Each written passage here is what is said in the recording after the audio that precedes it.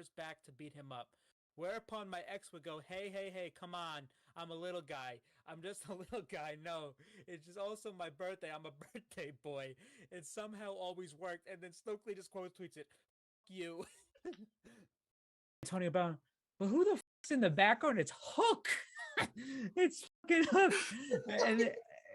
And then he's getting twerked on by some fucking broad. My t-shirt money is now in the ass crack of some fucking stripper. So thanks, Hook. But I don't but Jesus Christ, this is the greatest fucking thing I've ever seen. Clip it. Oh, but actually, hey, it worked out in the long run. I actually do hope they make another season, actually, because I would love to see the American Dragon on Total Bellas start memeing on John Laurinaitis. You have live footage of John Laurinaitis in his living room calling somebody in his underwear, saying, "Hey, bud, you're fired." What did Max Caster say about me? Like, I'm embarrassed the fact that I'm hosting a post show for this crap. I'm proud of you, Carl. I love this. We did our Valentine's Day post of Hooked on You, but it was mainly for Jamie Hayter and only Jamie Hayter. It's not right. It's not right. It's fucking trying to build an account and we get this bullshit on the account. Great. But so follow a simp account. Okay. Okay, but here's the thing, because those people, this is networking. We actually follow. You got it was a business decision. It's a business. You have to follow these people. This is like following. If you want a stan account, you got to follow the other stans. And when you get big, you get rid of them. You get rid of them after that. It's over with. I open up our Instagram and the first thing I see is Pro Wrestling Simp, and I'm like, what is this? I don't look at that. I don't look at that stuff. It's a business decision because that guy promotes us, and then when we don't need him anymore, we toss him aside. That's what happens. Yeah, well, we got go fucking slap it on a t-shirt and continue to use the move forehead. This guy just say fucking forehead. What? This guy say forehead. Yes, I did. You think I fucking wouldn't catch that? You think nobody on this program would catch that? But I did. For weird. You almost didn't. For weird. Let's be honest. You almost didn't. Weird champ. This is what we resort to here. All right. Next up. Unbelievable. Five head. Next up, we have. Why people happy? Pagu.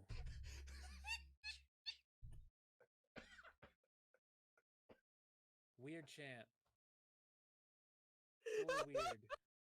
Forehead. Oh god. Franker faces. Oh. Wowie. Why people sad. What else? Look at how red my face is. What else we got? Let me go on Twitch right quick. Okay. Why? Why do people happy? KW, LOLW, XQCL. All right. The Acclaim promo now. We were backstage. Okay. They're just like, yo, it's not gonna be a triple. It's not gonna be a normal. No, dude, we're gonna do a fatal four-way. Poggers, bro. Thanks for the fucking bits. Fuck damn it! Jump off a roof. Well, they just lost Gunther, so I don't know how that is gonna survive. But what's it called? But the Third Reich faction. That's Imperium's gonna turn to the Third Reich now. But he posted a picture on Twitter with Sean Dean. He's got his castle. It says justice on it. and then somebody says Hook is some fucking girl says on Twitter, Hook is what? Stokely, I hate your bald ass so much. And then Big Stoke on Twitter goes, wow, Hook will pay for his crimes. It was confirmed that there was a forearm fracture which required a cast. I am distraught. I rolled dice with my left hand, so I'm please don't make me sue this company, Tony Khan. Please, you know that a portrait of your father that's hanging in your office? Well, once I own this company, I'm replacing it with a big-ass photo of James Brown. Yep, Every time you see the Godfather of Soul sweating in drug-fueled rage at the Apollo, you're gonna think of me. Sounds pretty miserable, bro. Do the right thing. Punish this little bastard Hook and write me a fat check. By the way, here's a photo of me with my best friend Al Sharpton. It means absolutely nothing, by the way. Blushing face. But somebody tweeted, he tweeted, Hook is a piece of shit, and then somebody tweeted this. Some woman, I dated a 5'8" guy who taunt every I dated a 5'8" guy who taunt every jacked. 6'3" bro he met until they pulled their first back to beat him up. Whereupon my ex would go, hey, come on. I'm a little guy. I'm just a little guy. No, it's just also my birthday. I'm a birthday boy. It somehow always worked. And then Stokely just quote tweets it. F you. Tony Brown, but who the f***'s in the background? It's Hook. It's fucking Hook. And then he's getting twerked on by some fucking broad. My t-shirt money is now in the ass crack of some fucking stripper. So thanks, Hook. But I don't but Jesus Christ, this is the greatest fucking thing I've ever seen. Clip it. But actually, hey, it worked out in the long run. I actually do hope they make another season, actually, because I would love to see the American Dragon on Total Bellas start memeing on John Laurinaitis. You have live footage of John Laurinaitis in his living room calling somebody in his underwear saying, "Hey, bud, you fired." What did Max Caster say about me? Like I'm embarrassed the fact that I'm hosting a post show for this crap. I'm proud of you, Carl. I love this. We did our Valentine's Day post of Hooked on You, but it was mainly for Jamie Hayter and only Jamie Hayter. It's not right. It's not right. This is fucking trying to build an account and we get this bullshit on the account. Great. But So follow a simp account. Okay, but here's the thing, because those people, this is networking. This is we actually networking. follow. You got it was a business decision. It's a business. It's a business. You have to follow these people. This is like following. If you want a stan account, you got to follow the other stans. And when you get big, you get rid of them. You get rid of them after that. It's over with. I open up our Instagram and the first thing I see is Pro Wrestling Simp, and I'm like, what is this? I don't look at that. I don't look at that stuff. It's a business decision because that guy promotes us, and then when we don't need him anymore, we toss him aside. That's what happens. Yeah, well, we got go so fucking slap it on a t-shirt and continue to use the move forehead. Prettier. This guy just say fucking forehead. What? This guy say forehead. You Yes, did. I did. You think I fucking wouldn't catch that? You think nobody on this program would catch that? But I did. For weird. You almost didn't. For weird. Let's be honest, you almost didn't. Weird champ. Weird champ. This is what we resort to here. All right, next up. Unbelievable. Five head. Next Poggers. up, we have. Why people happy? Pagu.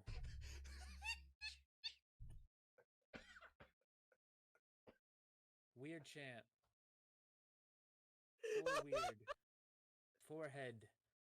Oh god. Franker faces. Oh. Wowie.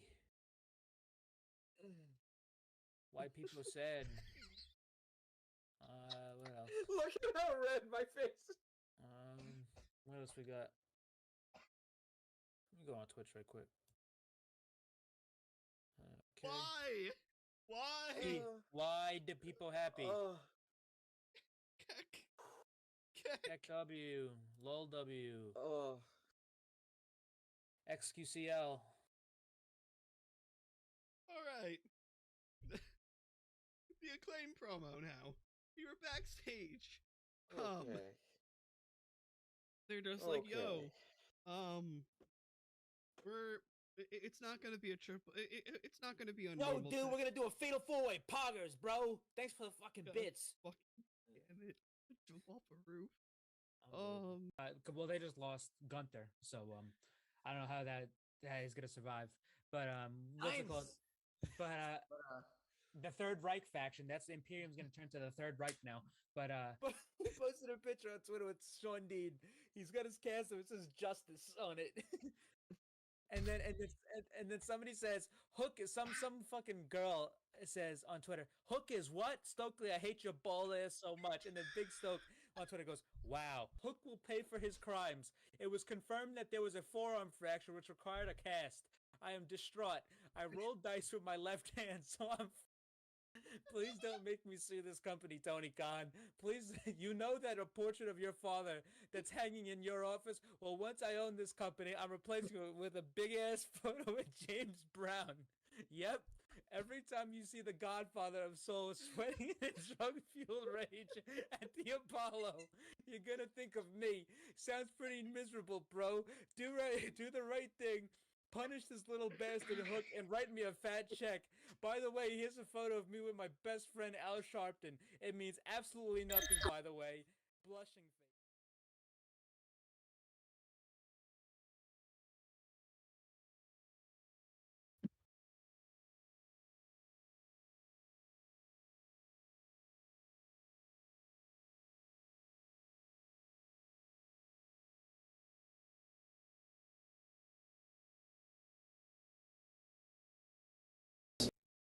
Look at that. Okay, got that working. I'm assuming my Discord audio. I'll find out when the Discord stuff starts kicking in. It's Wednesday, guys. You know what that means. It is time for your weekly dose of the Pro Wrestling Injection right here on the Pro Wrestling Injection YouTube and Twitch. I am the outlaw of Long Island, Zach Droll, here, joined by my illustrious panel of co-hosts. We are back from AEW Grand Slam. Hell of a show, hell of a time. We're not going to get into it, really. But, as always, my host for the evening, we got Mr. Marathon himself, Mike, finally returning after a nice 3-week absence, pretty much. I wish I could say it was vacation, but it was not. Yep, that's there you go. And then the one who barely takes a day off, we got the goon himself, Christian, down below. How's it going? What's up? I have to make sure that my audio is good. Okay, good. I have to listen to that audio. But so yeah, we last week we took off because Grand Slam, hell of a show, hell of a time. Mike, once again, thank you for the hookup by moving us pretty much directly across from Christian. Yeah, that was almost directly across. That was pretty funny. And yeah, so Christian, you are the newsman. You gotta kick us off because we got some news to cover. So, all right. So, quick news to get out of the way first. We have 2 big match announcements. One out of Impact and one out of DDT. First one out of Impact is that on Bound for Glory, which is coming up in October, we're going to be getting Speedball Mike Bailey versus Will Ospreay, and that is a match that cannot be missed. They did wrestle last year in Rev Pro, which they had an unbelievable match there, but this one's going to be even bigger for number 2, so can't wait for that. Also, there was a DDT show, big-time DDT show this past weekend, and Don Callis was there with Konosuke Takeshita, and Jericho filmed a vignette. There was a vignette that played. It was almost like the same type of thing when Jericho appeared in New Japan to challenge Kenny Omega for the first time, where he ripped a picture of him. Well, he ripped a picture of Takeshita and challenged him to a match in DDT, a one-on-one match in DDT. So Jericho is going to be wrestling for DDT Pro Wrestling for the first time ever, November 11th. And he's going to be having a one-on-one singles match with Konosuke Takeshita. So that's very gracious of Tony to give that match away to DDT. I mean, that's part of the partnership. So that'll be very cool to see. Also, we have Katsuhiko Nakajima, who is a name a lot of people might not know of. He's a prominently a stalwart and a Noah lifer. Some would say he's a big top guy in Pro Wrestling Noah, and he is leaving Pro Wrestling Noah. And that's a big for fans of Japanese wrestling. That's big news because Katsuhiko Nakajima is one of the best.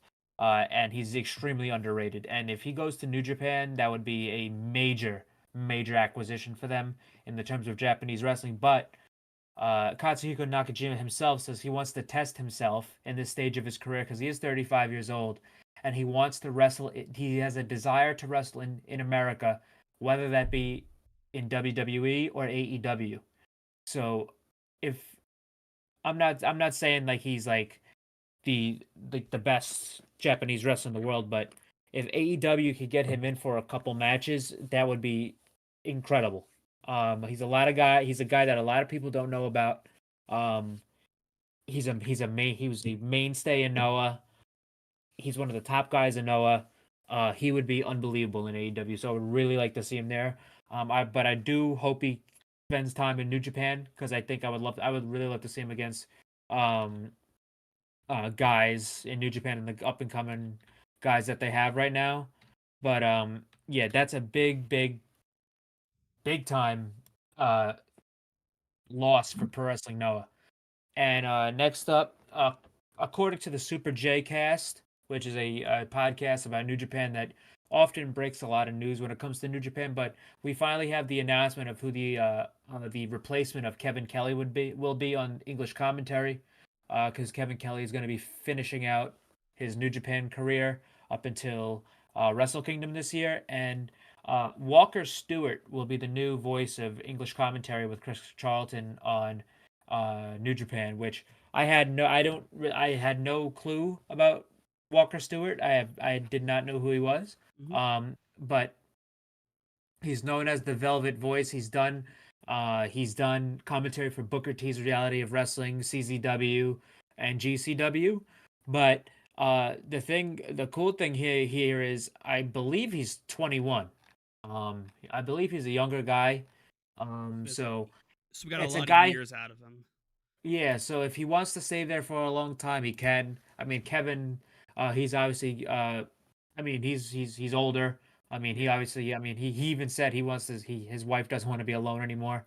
So, you got a guy who's 21, same age as I am, going back and forth to Japan. That sounds like a dream come true. So, good for Walker Stewart. I can't wait to hear him. From what I heard of him in his little commentary reels, doesn't sound bad at all. But we'll see when he does call an event. But yeah, congratulations to him. And next up, we have the quick little rundown for the New Japan Royal Quest 3 show. We have 5 matches announced so far. All of them are extremely good. First off, we have El Desperado versus Trent Seven, which that's really good. Yota Tsuji versus Luke Jacobs. Luke Jacobs is another guy a lot of people probably haven't heard about. He's a guy, Rev Pro guy, British Indies type of guy, but he had an unbelievable match with Tomohiro Ishii at the last Rev Pro show I watched, so that should be great. We have Hiroshi Tanahashi, Eddie Kingston, and Michael Oku versus TJP, Jeff Cobb, and Hanare. That should be really cool. Oh yeah. Then we have, this should sell the show for you already. Tomohiro Ishii versus Shingo Takagi. They wrestle all the time, but they're all unbelievable. And the main event for the IWGP United States United Kingdom Heavyweight Championship, Will Ospreay versus Zack Sabre Jr. With the battle of the two best British wrestlers in the world. So that's going to be going down on October 14th. You can watch that on New Japan World and Rev Pro Demand. So you can watch it either on there. So there was that. And also this past Sunday, excuse me, we had the New Japan Destruction show, which was very newsworthy. I'm not going to give you the full rundown of the card because the Destruction tour isn't over yet, and there's still another event. But the big news here is that Yoshinobu Kanemaru turned on just 5 guys to join the House of Torture. So now they're just 4 guys again, unless they get another member. Then they could be just 5 guys again. Song. No, well, listen. 5 guys. Well, hold on. Just 4 guys before Sonata joined lasted 3 weeks, and they had to throw away all the fucking t-shirts of just 4 guys that were made. So now they have to go back to the just 4 guys, unless they get a 5th guy.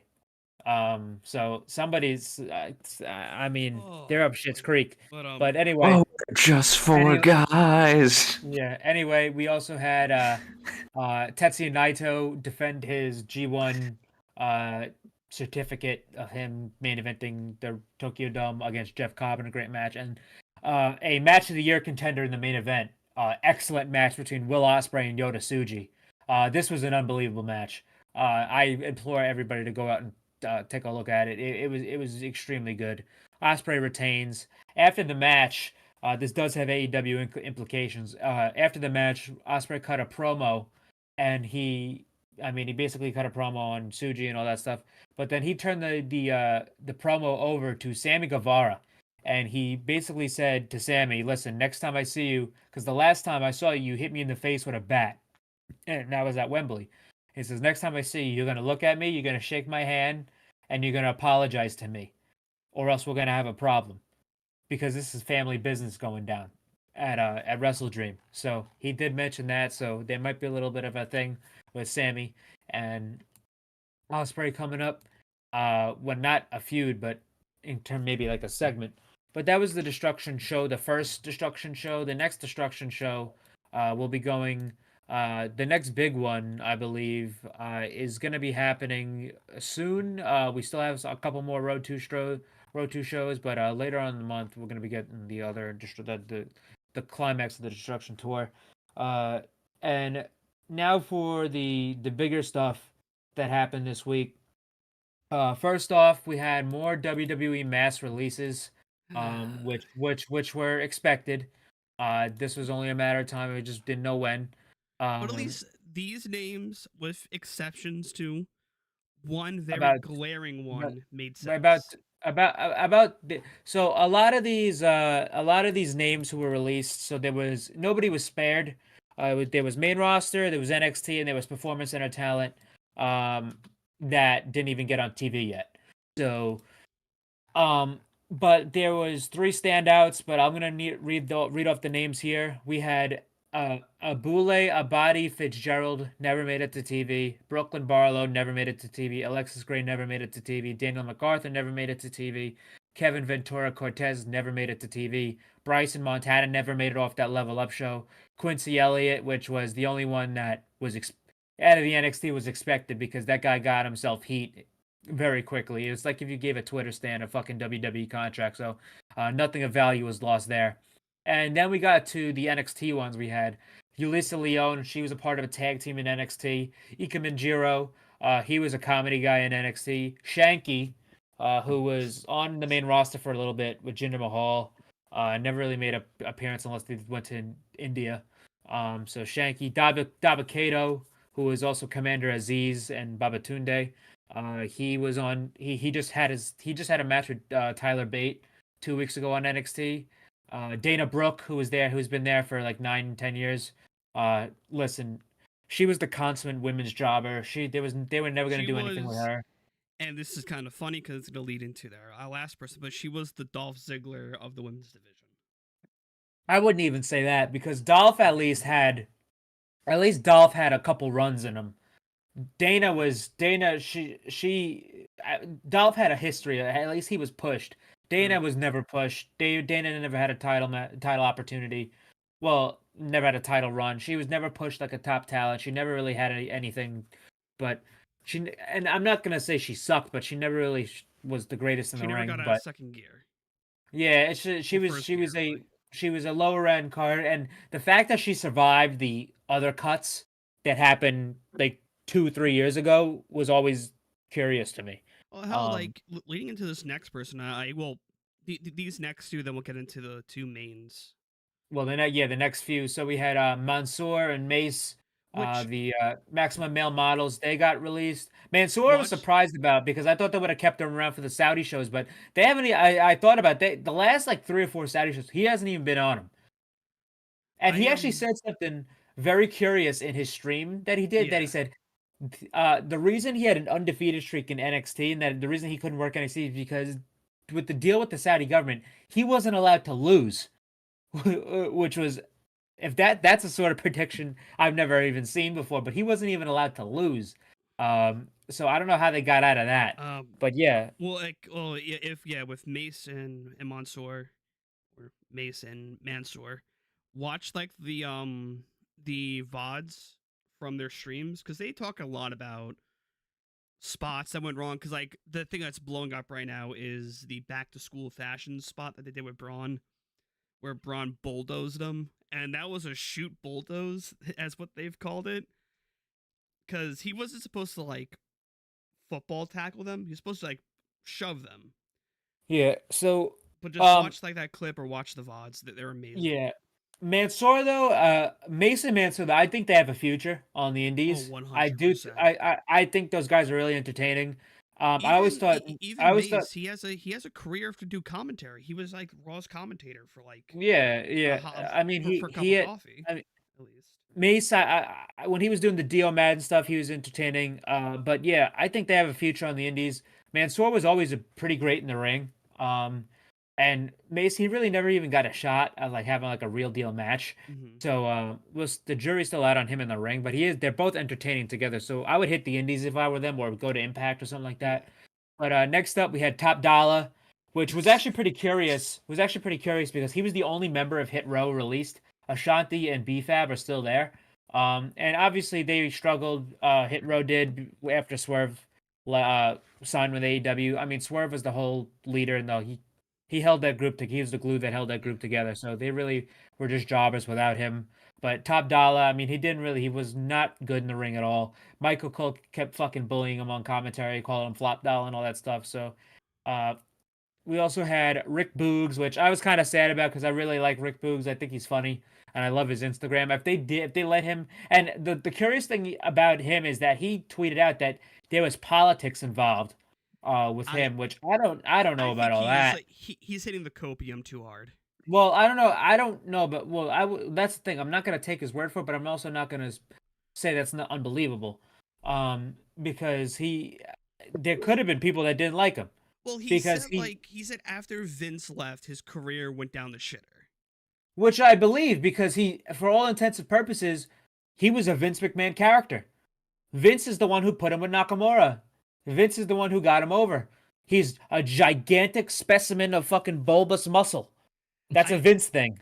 It was like after his injury is where shit went down, to be honest. Yeah, I mean, because by the time he came back, Triple H was in charge, and I mean, he wasn't a Triple H guy. He wasn't in NXT. He had like 2 NXT matches. He was never really an NXT guy, so he was never really a Triple H guy. He was like the Austin Gunn in the crowd during the pandemic era for the Raw. For like Raw stuff. He was the one that was always loud and Rick Boogs as well. Aaliyah was the women's tag team champions with Raquel. I think she got, after they lost the title, she never appeared on TV again, which sucked. But yeah, she was there for a very long time in developmental, and then she finally got to the main roster. Also, we had Emma and Riddick Moss. Riddick Moss, boy, Madcap Moss, gone. Moss. I mean, they weren't doing anything with him. Emma, they weren't doing anything with her either. The tweet that they tweeted out that WWE announced that they were going to go to Australia for the Elimination Chamber this year, and Emma just quote tweeted a dream, and then not even an hour later, she tweeted out, "Oops, I just got released. I'm no longer with WWE." It was so fucked up. So, then like after that we had Mustafa Ali. Wait, not yet. I will say though, Riddick Moss's brother had a real good week. He's the defensive coordinator for the Arizona Cardinals. That guy had a real good week. But anyway, the next 2 names we had Elias / Ezekiel. Oh yeah, and this son of a bitch tweeted out that he was Ezekiel the whole time. You fucking piece of shit. Kevin Owens was right. He was gaslit the entire time. I did see that video of Kevin Owens. That was great. I would love for Kevin Owens just to react randomly on Twitter saying, "Told you, fucking told all you." So, I think you got to do it in all caps. Well, now because they're out of WWE, now they don't exist anymore. Now they can't tweet about him. But anyway, yeah. So Elias / Ezekiel has been released, and he is the last one before the top big 3. We had Shelton Benjamin. I forgot. He got his release. He's been there forever. I mean, before he even came back. But To I be would love to honest, see. like, I would love. He No, still can go. He's still yeah, great. he can. He's gonna find footing either back in New Japan or Like- in everyone's possible guess AEW. Well, I wouldn't even say that. I think Impact or New Japan is the top landing spot for him. Or maybe just bringing him in for a couple of Ring of Honor shots. Oh, 100%. But yeah, he does have stock in New Japan. He was a former member of Suzuki-gun.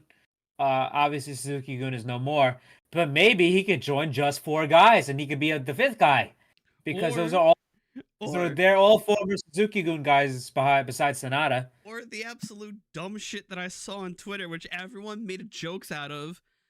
You know, me and my friend in the group chats were talking about how Shelton Benjamin would do good in the Blackpool Combat Club.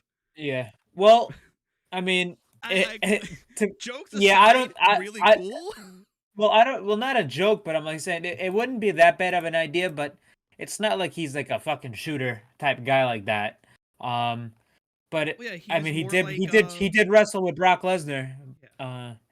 But anyway, then now it was the 3 big ones. The first one that got reported that day ended up being Mustafa Ali, who was extremely shocking because he was booked for this Saturday's upcoming NXT No Mercy pay-per-view against Dominic Mysterio for the North American Championship. So that's off now. He got replaced by Trick Williams yesterday.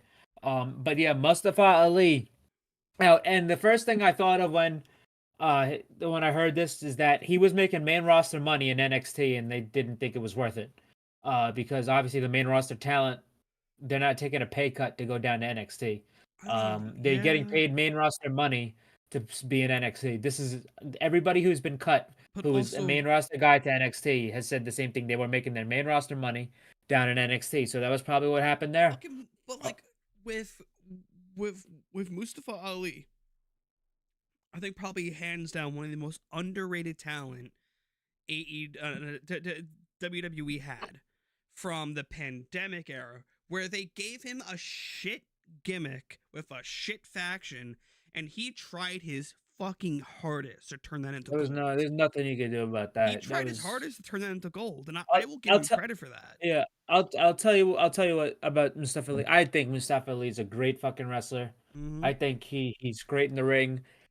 To me, he never really took that next step. And for me to really give a shit about him that much, even when the fan demand and the free Ali shit was going down when he did ask for his release a couple years ago. Listen, I like Mustafa Ali. Do I see Mustafa Ali as more than a upper mid card guy? Not really. And like all the hype that surrounds him and how people go to bat for him the way they do, I'm like, well, he never really showed that for me with his promo ability and stuff like that. If he never got injured, he would have held that title. No, he wouldn't have. Yes, he would have. No, he wouldn't. He was not going to. That was already confirmed. He was not doing. He was not. He was going to get a WWE Championship match on TV against Bryan Danielson, and that was it. Really? Yeah. I thought he was going to go all the way to Mania. Kofi Mania only happened because Ali got hurt. The reason Kofi Mania made it past Elimination Chamber is because the Elimination Chamber, the reactions Kofi got at Elimination Chamber was too big to ignore. And the segments with Kofi if Ali had those reactions, Ali would have got. He wasn't going to. Reactions. No, he wasn't, because he doesn't have the same equity that Kofi Kingston had. But people were high on him. They were high on him, but they were never going to be as high on him as they were Kofi Kingston, because Kofi Kingston's a guy that had already been there for 10 years, that has already never got that opportunity in front of 2 generations of fans who have grown up and watched him. Mustafa Ali was never going to get there, and it's not me harping on Mustafa Ali. It's just Kofi was a different situation. That was a right place at the right time scenario, and Kofi. It's the same thing that happened with Dolph Ziggler a couple years back, with when he had the Money in the Bank cash in. It was the right place at the right time. But Mustafa Ali, even if he did have a WrestleMania match with Bryan Danielson, I really wouldn't think he would have even won that match, to be honest with you, because even when Kofi did win, they didn't really know what the fuck to do with Kofi afterwards. So all that told me is that Bryan was going to win, but the Kofi Mania shit was way too big to ignore. However, Mustafa Ali, he's going to land somewhere, whether that be in New Japan, in the Best of the Super Juniors, or something like that, in Impact, AEW. I really wouldn't be surprised. He's wrestled a lot of guys from there. We'll see. What's more of a shame right now, just to talk about Ali, he never held a title in WWE. He never held a single title. He wasn't the Cruiserweight champion? Nope. Oh. He never held the Cruiserweight, never held the US, never held fucking the Intercontinental. Hell, he wasn't even 24/7 champion. Well, that's probably a good thing. Well, hey, it might be a good thing, but it's still a title he would have had. Well, no. I'd fucking rather get released than hold that title, to be honest with you. And to be honest, if he held that belt, he probably would have got it released one wave ago. Because all those motherfuckers are gone. Anyway. Well, one's not gone yet. Well, the next up, after Mustafa Ali, we had the biggest shock to me, out of all of these, just because of the longevity he had there. 20-year, 2-decade-long career in WWE. But we had Dolph Ziggler get released, and that one was a shock to me. I did not expect that. I thought he was a lifer. I thought they would have kept him for the sake of keeping him. Maybe even if he was a coach in NXT or stuff like that, or in a situation where he could just put guys over here and there. Dolph Ziggler, what can you say? I mean, we could do a whole show on Ziggler's WWE career. I mean, he started as a fucking caddy, then he was he was a male cheerleader, and then they finally got serious with the guy. No, wasn't he a male cheerleader first, and did the caddy stuff? No, he was the caddy first, and then they repackaged him because he was with Chavo. Because the caddy stuff, he was right out of OVW. He was right out of OVW, and he did the caddy stuff, and then they repackaged him. And then they repackaged him for the Spirit Squad. However, yeah. No, it was Spirit Squad from 2004 to 2006, and the trying to fully get this. No, he was not with Chavo. It would be Curve. It would be Kerwin White. Well, I'm looking at it right now. All right, but anyway. Yeah, I saw this and I literally had to ask you guys if it was real or not. It was. So oh wait, hold on.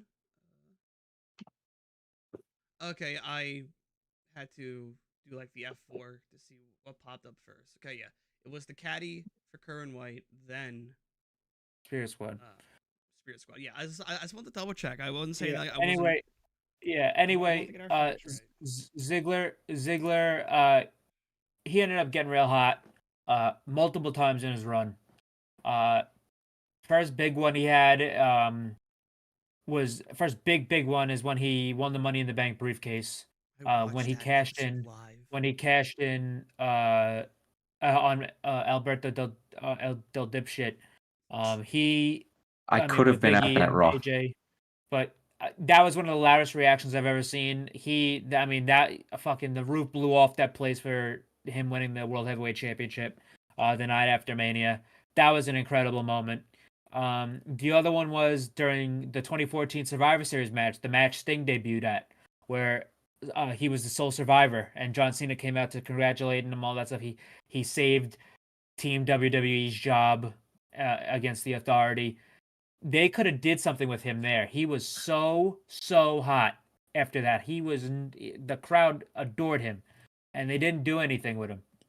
And then he had one more back during the first era of like SmackDown Live, and this was one of the best Intercontinental title feuds I've ever seen. It was him and The Miz, career versus title. That was an excellent feud, and they never really did anything with him after that. Didn't him and Dean do a program too? Well, yeah, because when Mox was the champion, when Mox was the champion, he had a little program with Ziggler as well. But what I wanted to say about Ziggler after that feud where they didn't do anything with him after he lost the Intercontinental title. He should have left. I always said this when watching Dolph Ziggler, anytime he was on TV. What could have been?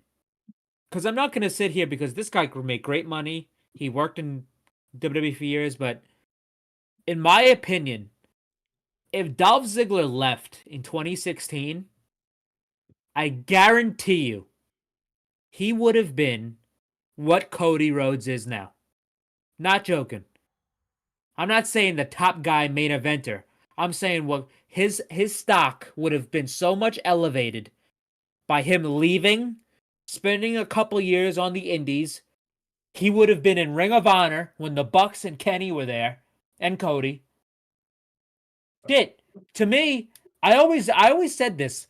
Dolph always was a Bullet Club guy. That era of Bullet Club with Cody and Kenny and the Bucks and Hangman, he was tailor-made for that.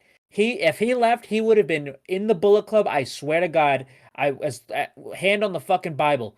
If there was an alternate timeline, I guarantee you he would have been in the Bullet Club if he left. He was literally the tailor-made Bullet Club guy. And he would have been there with the Bucks, with Kenny, with Cody, with Hangman during that time period where the Indies were the hottest thing they've ever been and led to the birth of AEW.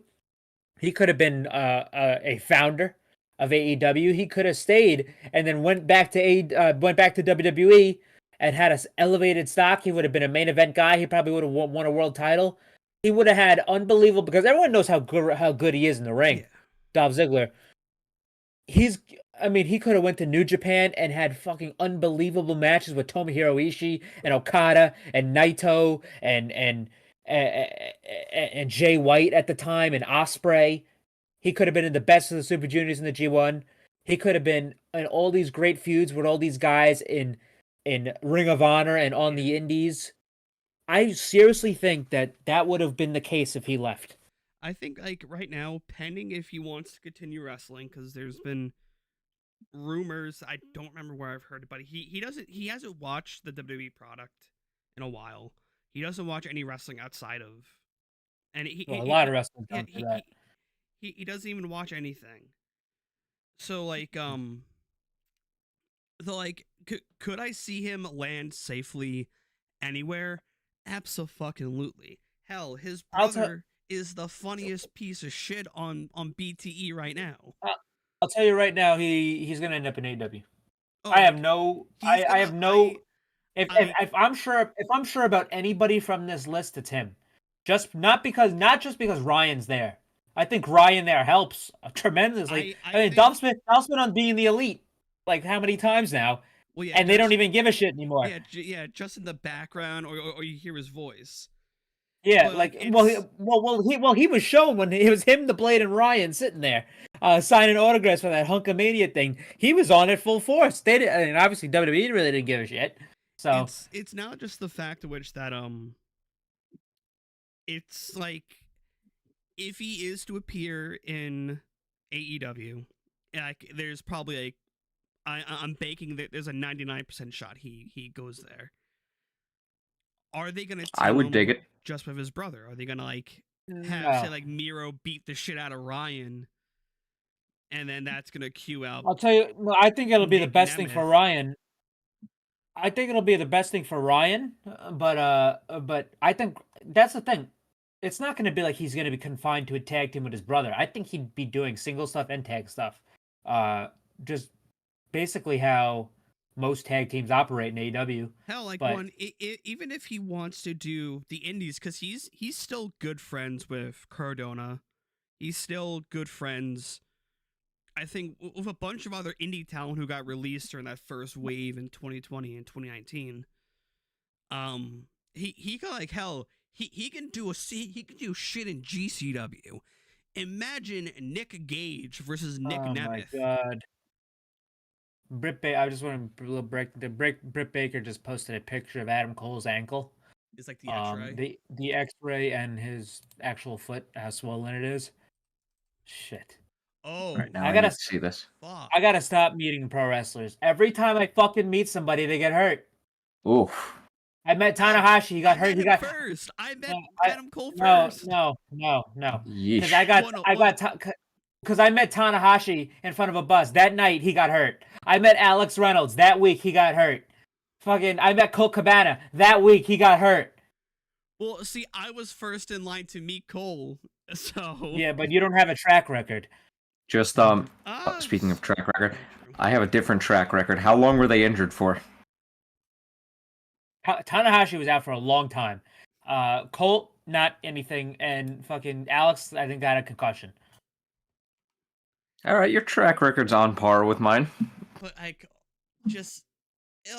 it doesn't look as bad the X-ray as he described it. It's not as bad as Brian's fucking arm. Well, you can't see muscles. It's not gonna. He said he shattered his ankle, like in 3 places. Yeah, but he also said torn ligaments. You're not going to be able to see ligaments. Well, no, I know I'm not going to see like any form of like any muscle tears. I'm talking about like the shattering he mentioned. I know that, but the bones aren't going to be the worst of his concern. The ligaments are a lot worse. The bones, and look at Brian. Bones heal. If he tore his fucking bicep or if he tore his tricep, it would have been fucked up. But anyway, I gotta fucking send this in the group chat. This is funny.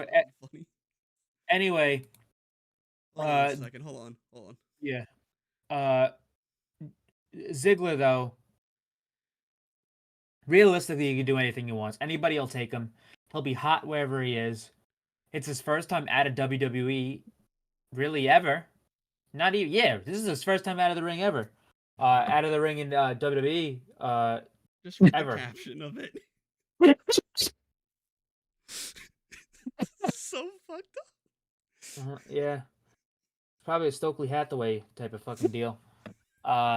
Anyway. Oh wait, speaking of Stokely, fucking hold on. Before we get to the fucking burnout of the fucking releases, since like we kind of cut the segment entirely out of our show, I gotta read the fucking Stokely tweet that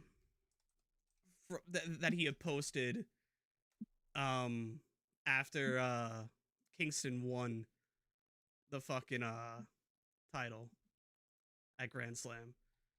That tweet sent me so Stokely had tweeted and had texted Kingston congrats. Kingston said, and I quote, "I can't be happy for 10 minutes without a cousin Skeeter looking motherfucker texting me." And then Stokely replies, "That's not Christ-like of you, but enjoy your evening, bro." Oh my god. Also, Kingston has an android, confirmed. Boo. So now to the one that was like partially speculated throughout the people who getting released, people were thinking was gonna come up. Yeah, so Matt Riddle. So the last one, which was actually the last one announced because it was the day after, ended up being Matt Riddle, which wasn't surprising in terms of not usage, but just outside shit, because he was being used. He's prominently on TV. He was just in a tag team with Drew McIntyre. They had an angle going with the New Day, but I mean, it didn't have anything to do with his usage on television or his character or anything like that. It was all out of the ring issues. There was the stuff in the airport, which I'm not going to get into. There was the stuff with him and with allegations on top of allegations. Well, the allegation. Well, I'm not even getting, because the early ones that he had were that those charges were dropped, and that turned out not to be true. So the allegations that was already dealt with, and they already knew about that. It was just a case of a woman making a false report. I think that was like 2 or 3 years ago that happened. But yeah, so there was that. There was the shit that happened in the airport where he claimed he was sexually assaulted, and he didn't go about it the right way. That was probably the fucking straw from the show. Well, that was probably the straw where they probably had to cut ties, and it was the week of the TKO holdings, all that stuff. I think it might have been the day of. So I think that's probably a large reason as well. There was the stuff about fucking women and porn stars coming out saying that he cheated on them, which obviously that's not a fireable offense, but Well, still there it's a also was it's a character thing. But there also was I think like even like I think Dana White is not going to bring him back because Dana White has a quote that from wouldn't have him as well. That's like obviously, well, yeah. During Matt Riddle's time in UFC, and Dana White did not like him, but that has nothing to do with WWE. Dana White does not. Dana White does not have the power to make roster change or roster suggestions when WWE, and neither does I'm not WWE. even saying that. I'm saying like he can't even find a place back in like any affiliated UFC MMA. Yeah, but it doesn't matter. It doesn't matter. Just That's because just because he is there, he was there. That wouldn't if he did none of the shit, he wouldn't have been fired because Dana and the UFC were involved. I wasn't saying that, but like I think out of everything, I think the one spot we can see him in towards the summertime next year is probably going to be Bloodsport. I think we'll see him in for the because he was already involved in Bloodsport in the first couple ones. He wrestled Minoru Suzuki at I think the first Bloodsport. I think it was called Matt Riddle's Bloodsport before it was even ever called Josh Barnett's Bloodsport. But anyway, but yeah, so he's not gonna have a hard time finding somewhere to go. Yeah, he'll definitely find like an MMA push because I think some are knocking on his door. Well, I don't think he's gonna go back to MMA. He could. I mean, he's older now, but it's not fucking roster. Yeah, but MMA is not a thing you could just hey, I'm just gonna go back to MMA. This you can't do that. That is very, very far from it. And when usually guys do that, it doesn't end well. There's only a couple of people that can probably do something like that. It's not just a decision, because it's very different. But he always said back before he was in WWE that he did want to work New Japan. So I wouldn't be surprised if he works New Japan, a couple of dates for them, maybe even a couple tours. I don't see him going to Impact. If he gets his act together, AEW would be the best spot because he's a big talent and he's a great wrestler.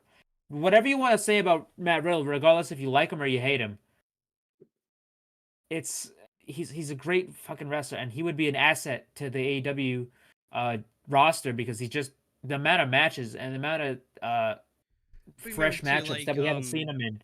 It would be great. That all depends, like, on his it's a character thing. Remember, like it's his actual not like he just has to get his act together. Yeah, he has to not be a dickhead. Yeah, it's like he just has to stop getting out of his own way.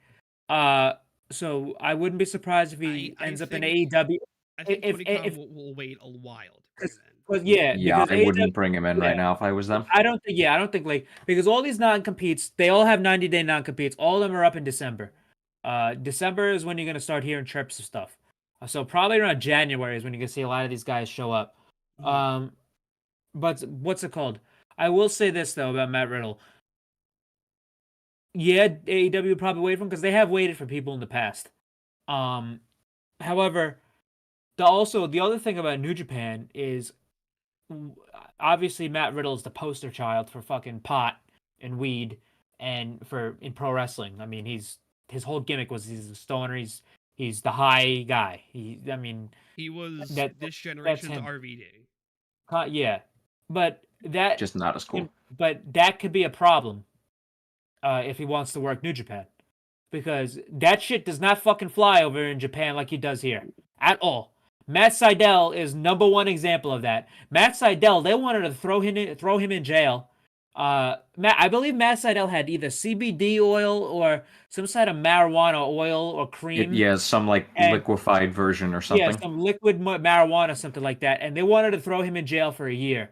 But he ended up getting probation for 3 years, and he ended up being able to go home. But they don't play around with that shit over there.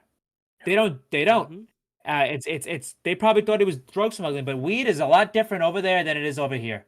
Laws are a lot different, so that could be a fucking, and especially with Matt Riddle, that would probably be exacerbated, and obviously Matt Riddle is not Matt Sydal, and that might not end well.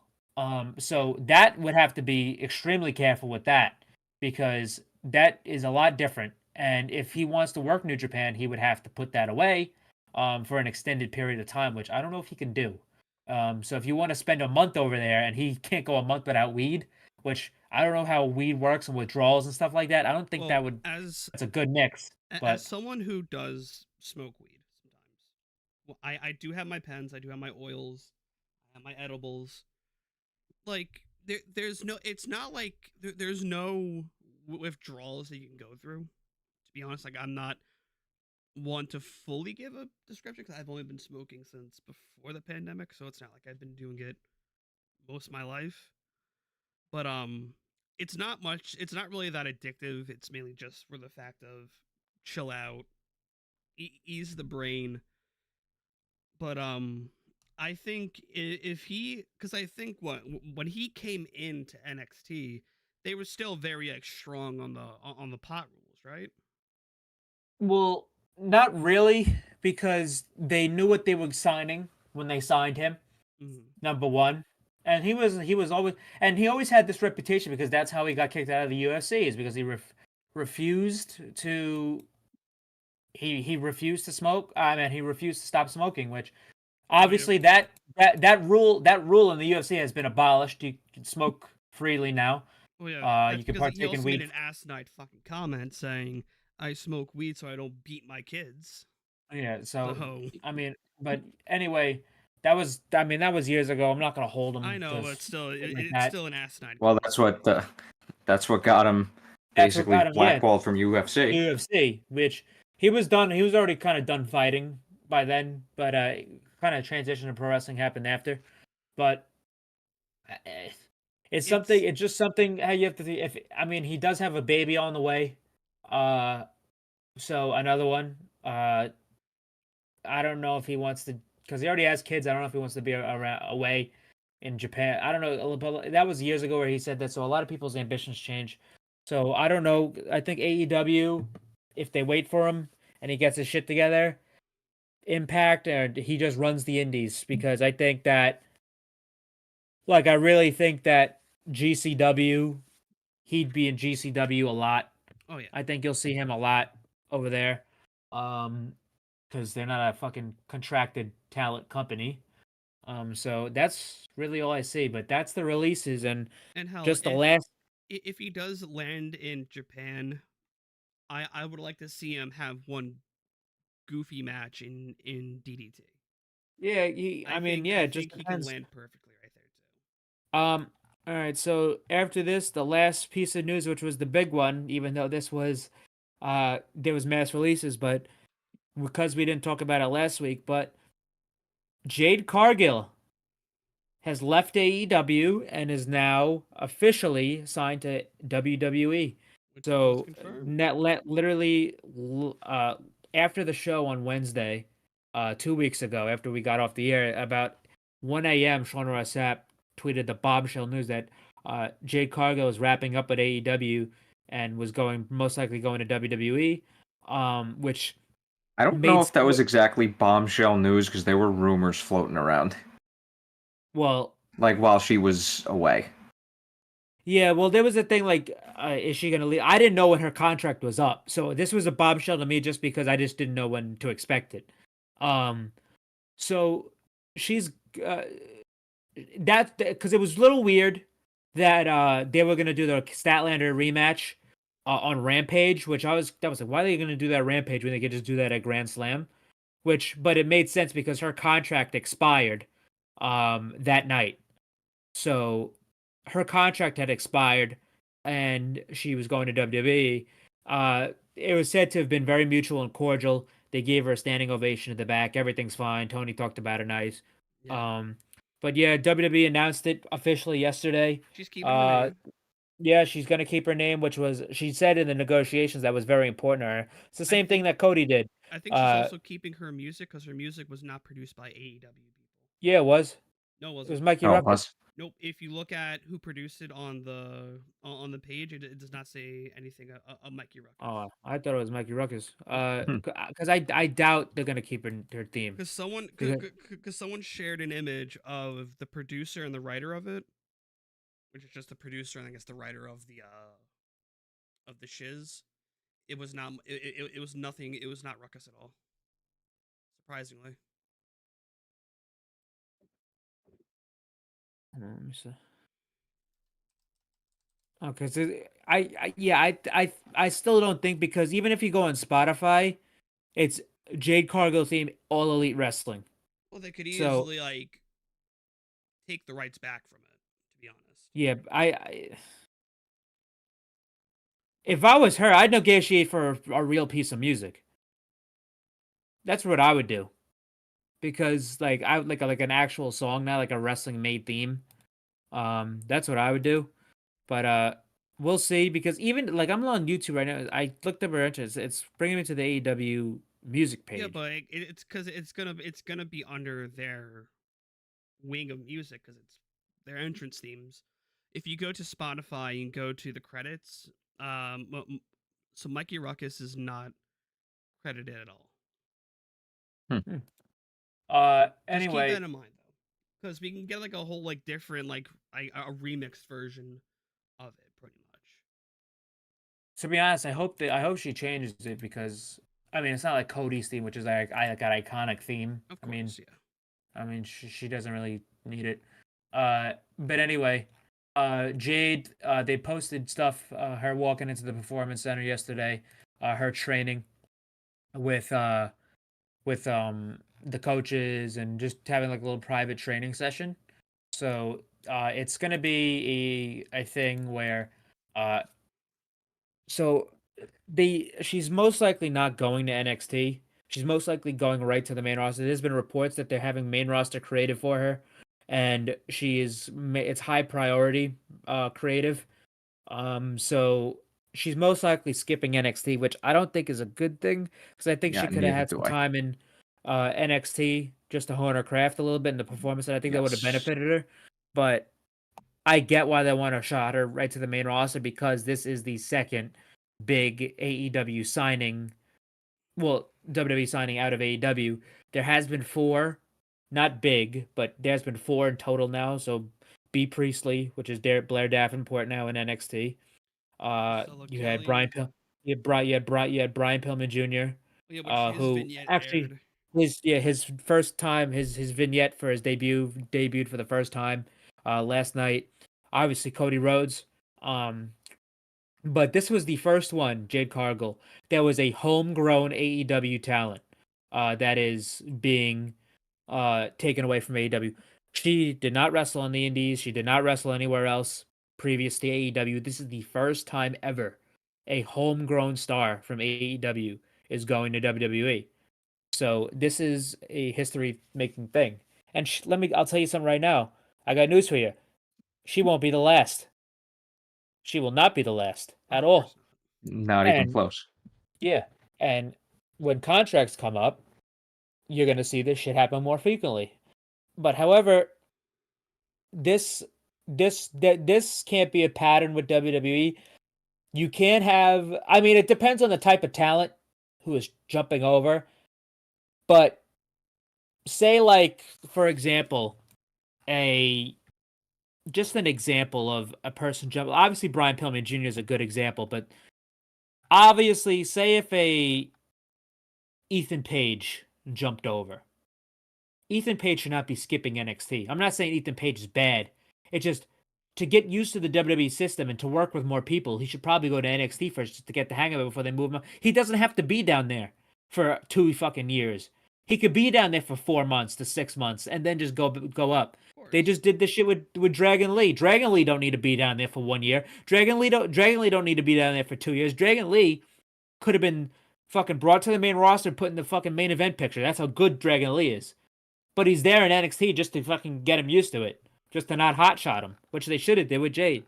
But Yeah. Obviously, that's not going down.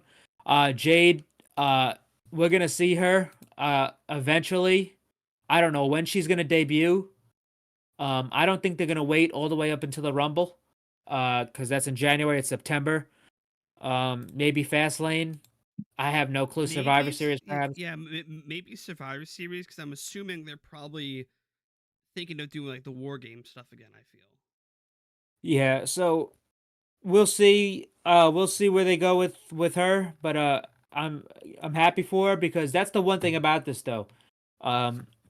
It's not like AEW treated her bad or they booked her terribly because she was one of the best booked women they've ever done. Undefeated streak. She was unbeaten for 500 some odd days. So, so yeah, so Jade's best booked or most protected? most protected, best. Well, I'd say best book in terms of women because a lot of the women's booking when it comes to certain people has been shaky, but Okay, that's fair. yeah, absolutely. She had the TBS title was basically created for her. Her fucking debut was in a celebrity match. I mean, obviously they did a lot for her in the beginning. Yeah. But I will say this though. I don't see Jade staying in WWE more than 7 years because I fully expect her not to go back to AEW, not to go back to wrestling. I expect her to move on to Hollywood. I think that she is going to transcend wrestling in a way that Batista did and Cena did. I'm not going to say she's going to be as big of a star as Cena and Batista and The Rock and shit like that or Mercedes, but I fully expect her to transcend wrestling. I expect her to see her in a movie. I expect her to see her in TV shows. I expect to see her in like modeling and in covers. The woman looks like a fucking comic book character. She looks like Storm. Yeah. She's gonna transcend wrestling, and I really feel like that's gonna happen with her. So it's really cool that AEW got the beginning of her.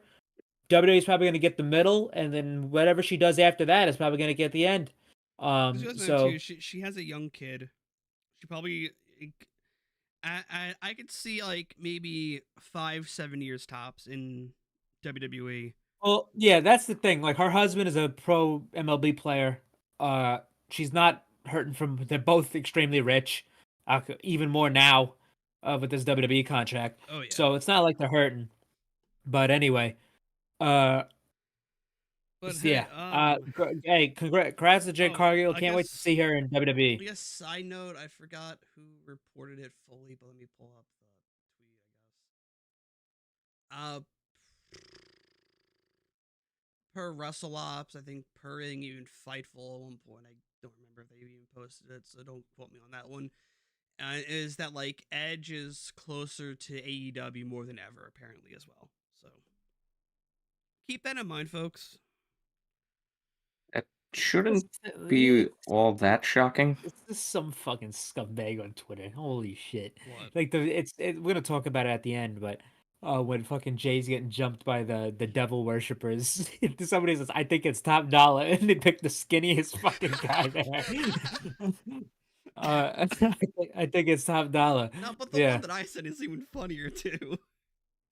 Yeah, it's fucking Top Dollar, right? Oh man, okay. So surprisingly, we are an hour into the show. There was a fucking Dynamite. There was a Dynamite. There was a Dynamite tonight. I did not take notes. So Mike, you're going to be leading the charge here. I tried my best. Also, did you guys have feed issues? Yes, everybody did. Tony tweeted about it. Okay, good. Because my TV, TV has been known to do that. So. I forgot to mention this too. Quick piece of news: Malachi Black. The reason he hasn't been on television is because he is injured. He has a minor calf tear and a hyperextended knee. So it's nothing major where he's going to be out months on end, but he does have a couple nagging injuries. So that's why he's been out. That's why we haven't seen him since Wembley. And Buddy Matthews, Rhea has time off because she got written out of storylines on WWE because she got attacked by Nia Jax. Which is even fucked up to even put her in that position of, I'm going to like. And Buddy's in Australia too. Work injure someone when I'm known to almost kill another wrestler. Well, if Nia Jax fell on you, you'd probably take a couple of blows too. Not gonna lie. Yeah, my ribs would probably be cracked. Everyone's ribs would be cracked. Also on the feed did go out once on television tonight, and there was a match announcements that was missed.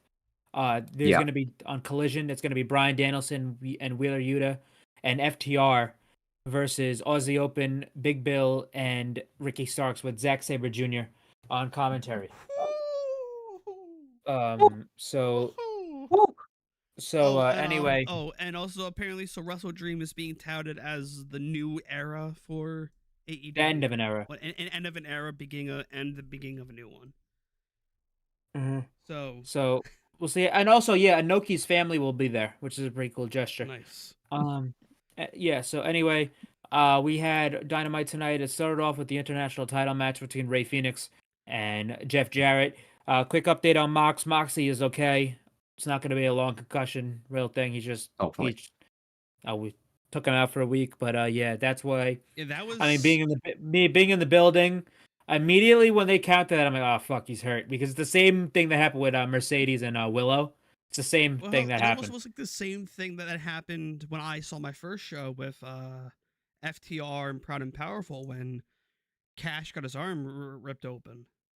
Yeah, but I mean, what I'm saying, like the no kick out, and that was it was literally literally identical to the Mercedes Moné injury.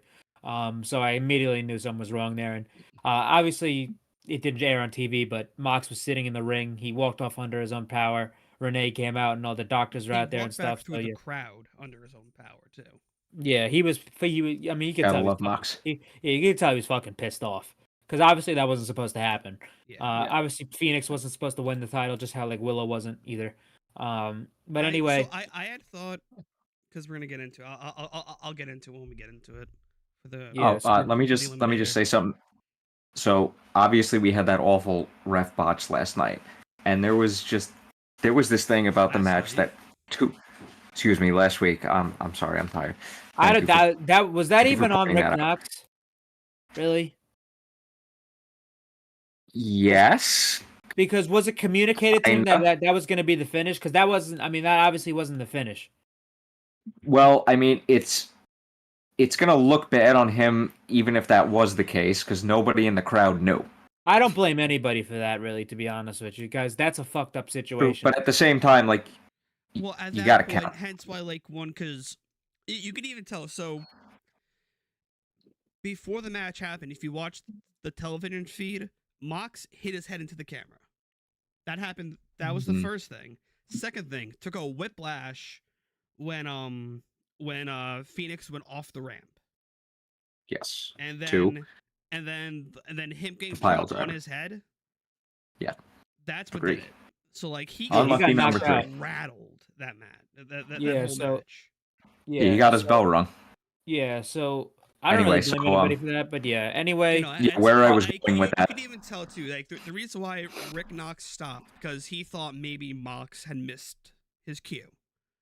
He wanted to. He just missed the kick out, yeah. And like, so that's when then I guess he saw that he was unresponsive. Sure, should Phoenix have done the spot again? No, he should have just. Did a roll up. That was fine for him to do the spot again. I know, but still, because, like, just in case. And plus, the way he did the spot, the finish, the second time, his head didn't even come close to because he knew at that point. It's the same thing that Willow did. I keep bringing it back because it was the same situation. And it's like what Jamie did with when Bunny got hurt in that match that she did. She hit her finish on her, but it was the most safe way she could ever. She protected her well, and this is what Phoenix did. But anyway, so where I was going with that? Yeah. Speaking of refs looking terrible, Aubrey's looking right at Karen Jarrett doing the stupid. I'm like, before the bell rang. Was it? Yes, because they never entered the ring. Positive? They never entered the ring. I could have sworn that was like a minute into the match. Nope. All right, because I'm going nuts. I'm gonna go back and look at this. Commentary when they all. I could have sworn the bell rang. And then Aubrey rang the bell because Phoenix dove at them first, and then I could have sworn that was after the bell rung. Whole side, I can guarantee that. Anyway, but the match. Never mind then. I guess the match was good. The match was pretty good. Pretty hard hitting off of Phoenix. But yeah, it was just basically Phoenix trying to wrestle Jeff Jarrett while fighting off his other guys at ringside. But yeah, just a pretty good match here. Phoenix retains. He was hobbling on his leg, but I believe that's complete kayfabe. But anyway, yeah. Phoenix retains, and yeah, we'll talk about this international title more later on because there was more implications for it. After this, we had a vignette of Konosuke Takeshita and Don Callis, who was in Japan for the DDT show, as we mentioned earlier. But they showed footage of them cutting a promo in Tokyo with him and Takeshita, and then after this, You Don. skipped over something. Oh, what I skip? The immortal MJF Adam Cole on a boat segment. Oh yeah, I was okay. So, it's one of the best things on the whole show. Well, I'm saying because we're talking about Don, so I was gonna do all the Don shit out of the way, not like in order, but Of course I have it. Yeah, but I will just to wrap up the Don stuff before we get into that because that's gonna be a discussion in itself. Don came out with Takeshita. It was kind of basically the same segment as the Rampage one. Which I gotta ask you this question, Christian. And this is in regards to Grand Slam. So it was me, Nick, Mike, my dad, and Mike's friends. We were all waiting to get our seats. Could you hear Don like loud and clear, or was it like very hard to hear over the boos? I could not fucking hear a word he said. Okay, good, because when we were like outside in the corridor waiting, we heard while I was apologizing profusely, we heard everything crystal clear. No, I couldn't fucking hear a goddamn thing this guy said. It was we're like, whoa. Which yeah, also, the boos are not piped in, folks. No, those were not piped in at all. I really could not hear anything he said. That's why I watched Rampage to see what he actually said. Same. But anyway, Don, he brings out Sammy Guevara.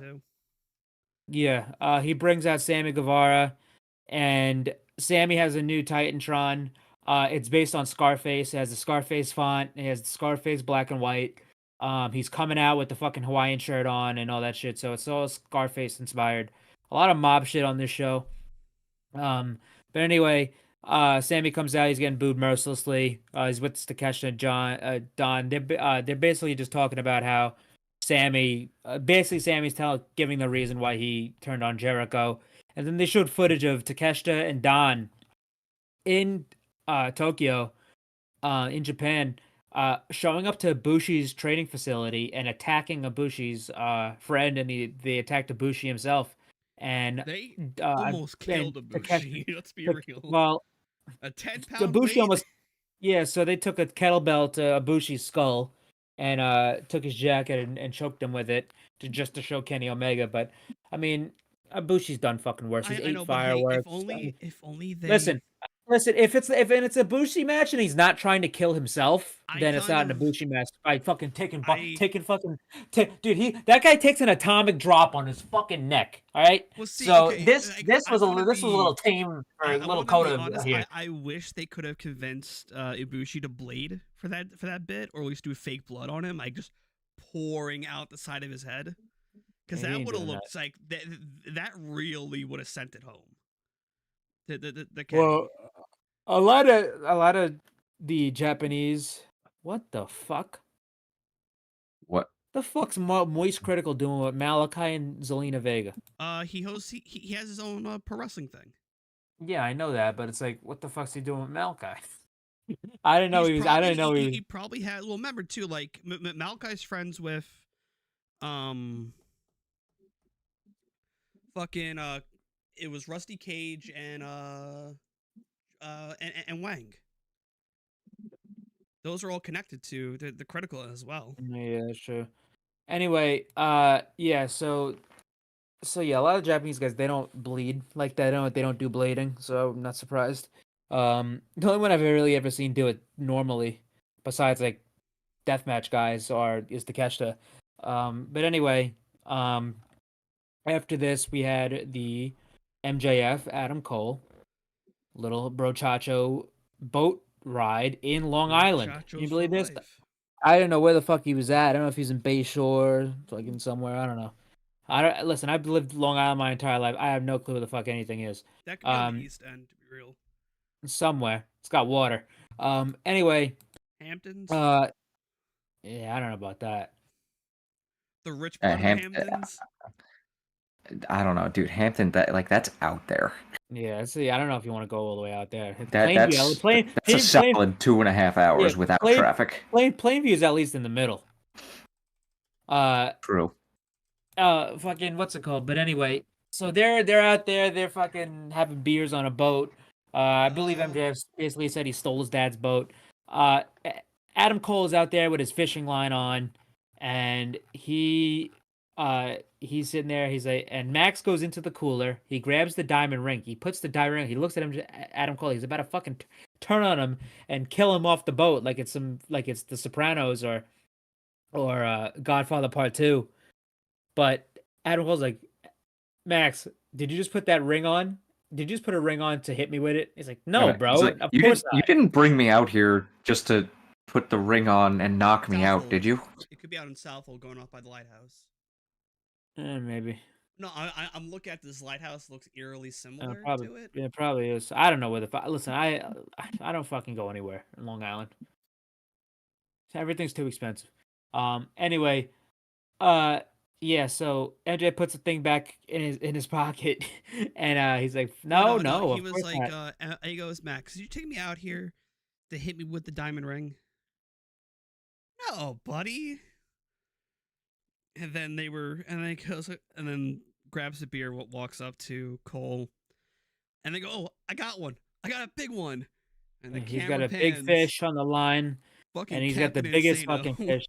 So we have Paul White, in a fucking rubber ducky, floaty, Captain Insano style. They caught him. I don't know how the fuck they didn't see him in the water, prior to this, but this was great.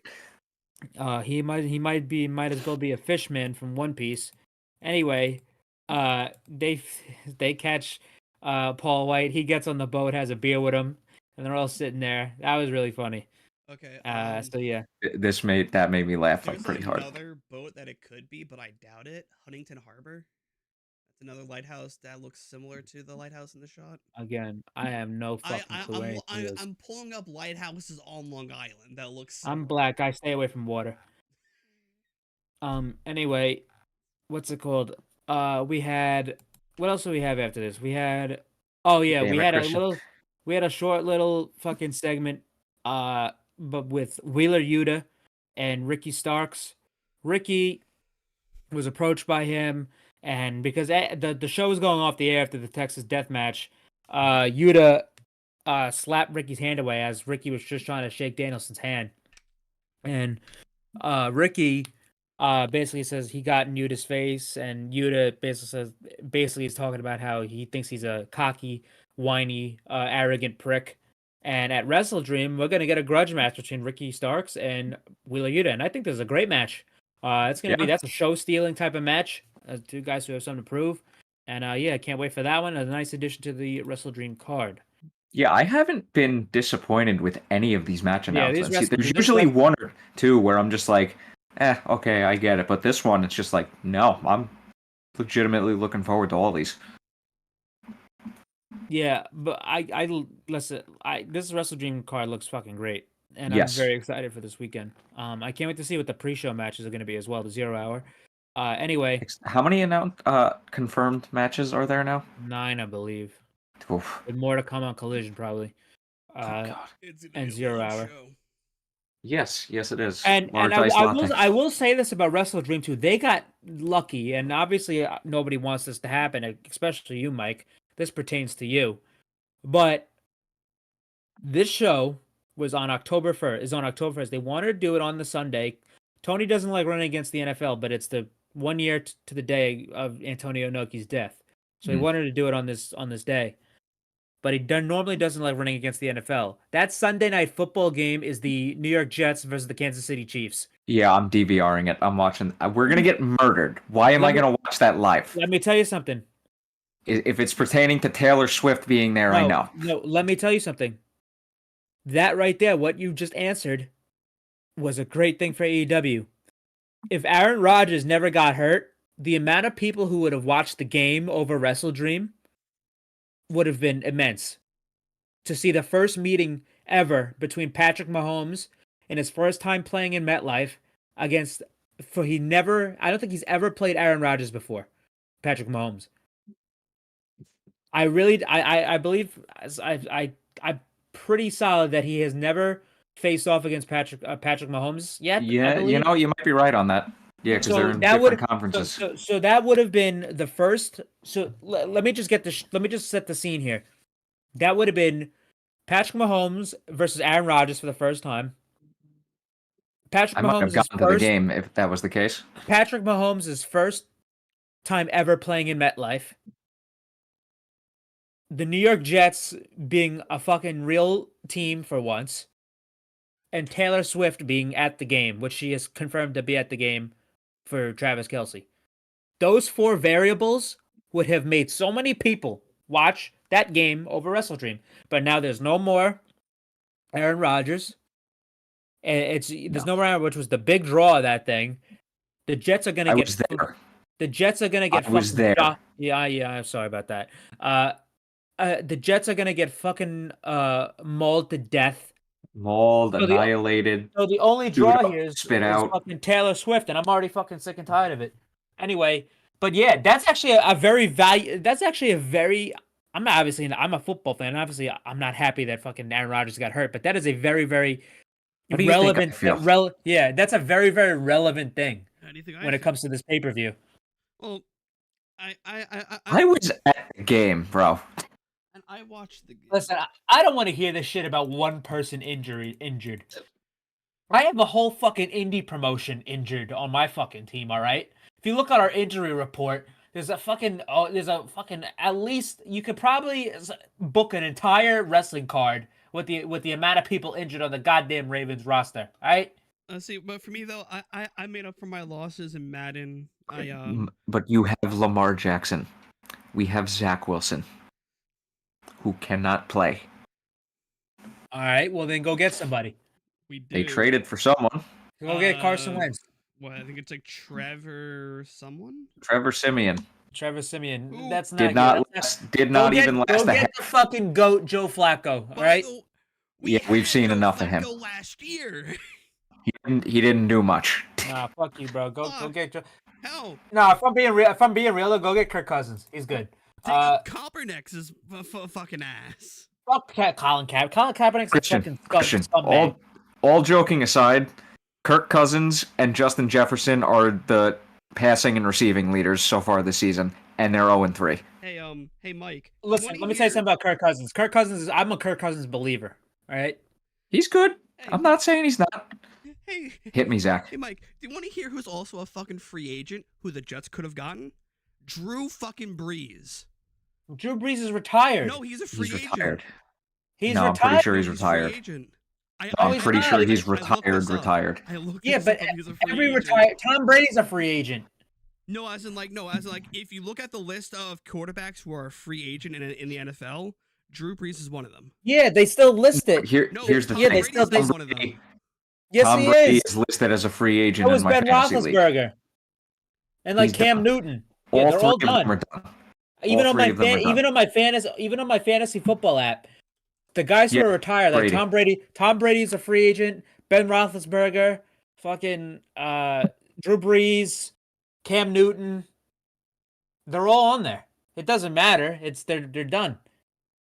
I was just getting over Sunday's loss too, and you just brought me right back, Christian. God damn it! All right, you can suck for 1 more year. You've sucked forever. You can suck for 1 more year. No, right. we can't. We can't take it anymore. We had a little bit of hope for this year. Fucking Broncos. Let's be real. Well, at least they scored 20. At least they scored 20. They got fucking raped. Well, didn't have to go that if far, we but yeah. The same amount as they did, we would have won. That's what happened. They got fucking raped by the Dolphins. By Mike McDaniel, fastest man alive. Like week 11 or something. Anyway, back to the show. We had to Mike just A to triple- make up we had a for tri- the loss on Sunday. We had a I triple saw it threat. on Facebook Messenger. We had a triple threat between Brian Cage of the Mogul Embassy, Nick Jackson of the Elite, and Claudio Castagnoli of the Blackpool Combat Club for a shot at Little the bit. Little bit. AEW International title. This was a hot match. Awesome match. Real good stuff here. Really, really, really much enjoyed this match. I thought this was great. I mean, I love when Nick gets in there. I obviously love the Bucks as a tag team, but I love when Nick and Matt do single stuff every now and then because it just kind of it's just a different thing to see, and like it validates the Merch Freak singles run that will happen eventually. So I messaged before this match that Nick was 100% winning this match as a callback to early Dynamite. Well, so I had put...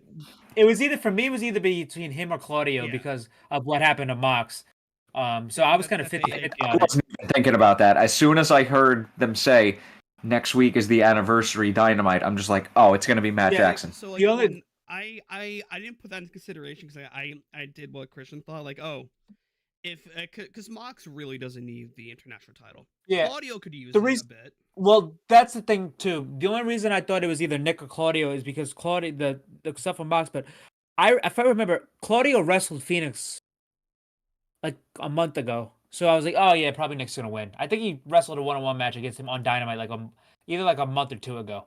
So I was like, all right, probably not just gonna do it again. But yeah, so we had Nick Jackson, Brian Cage, and Claudio. This is a great match. Great spots. Basically, Nick did his tag team spots on his own, which is cool to watch. Claudio working with Brian Cage was really cool to see because they've never been in the ring with each other. But yeah, great stuff here. Out of like Austin for no reason. Yes. Austin Gunn or is that no, we're talking about a separate match. Oh, that was the other match. So yeah, we had Claudio spinning Brian Cage. That was really cool. And I really enjoyed the finish. The finish was great. I believe Claudio hit the Ricola bomb on Brian Cage, and then Nick Jackson did a Hurricane Rana to Claudio to get him outside the ring, and then Nick pinned Brian Cage. I thought that was a great finish. Nick defeated both these men, and he's going to be wrestling Phoenix for the international title for next week, which is going to be a great match. Sign me up. If anyone else got this commercial, because on my feed, like I think the commercial before this match, I got a Ricola commercial.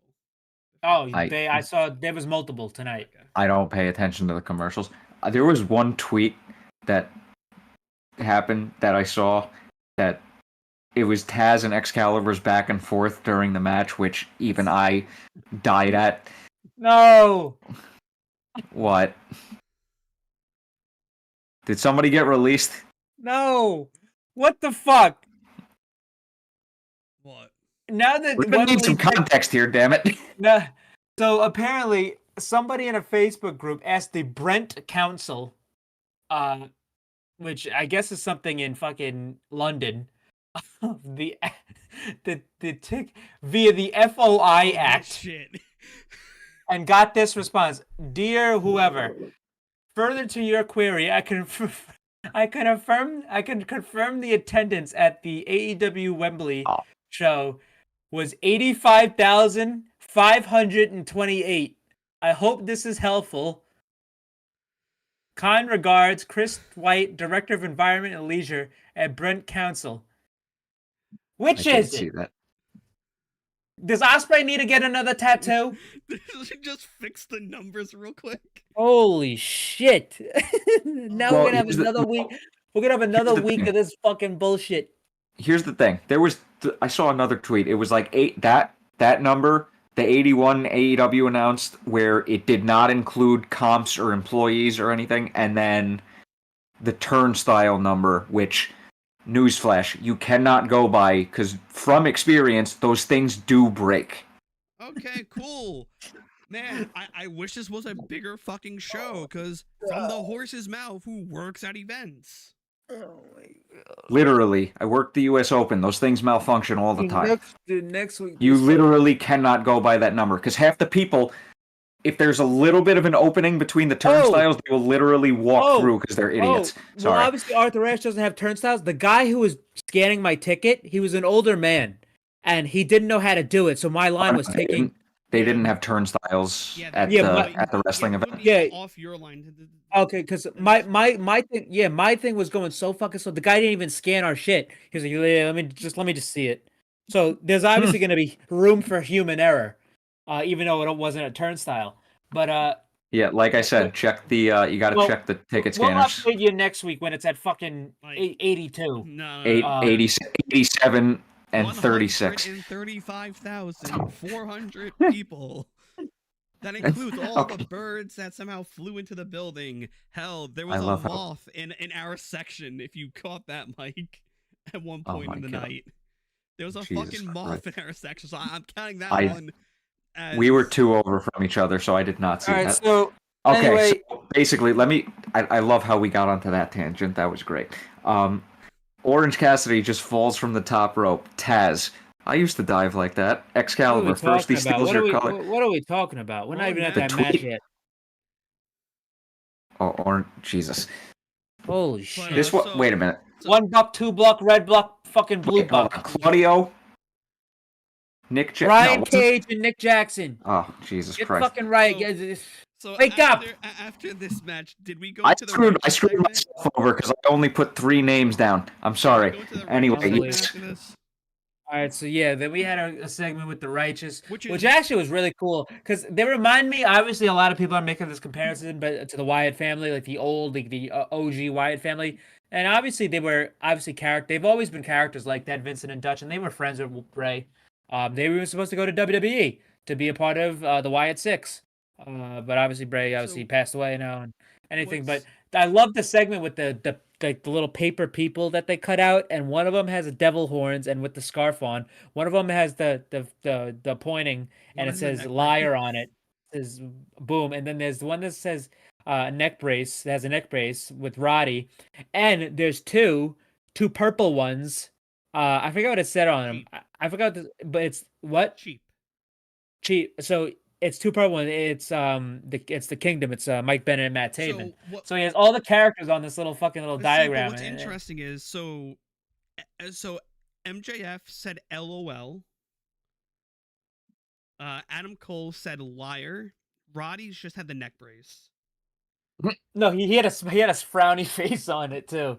That too, and the Kingdom had sheep. So I think the one that's more damning that I pointed out is Adam Cole's that says liar. That's very interesting. Yeah. But that means they know something that we don't, of course.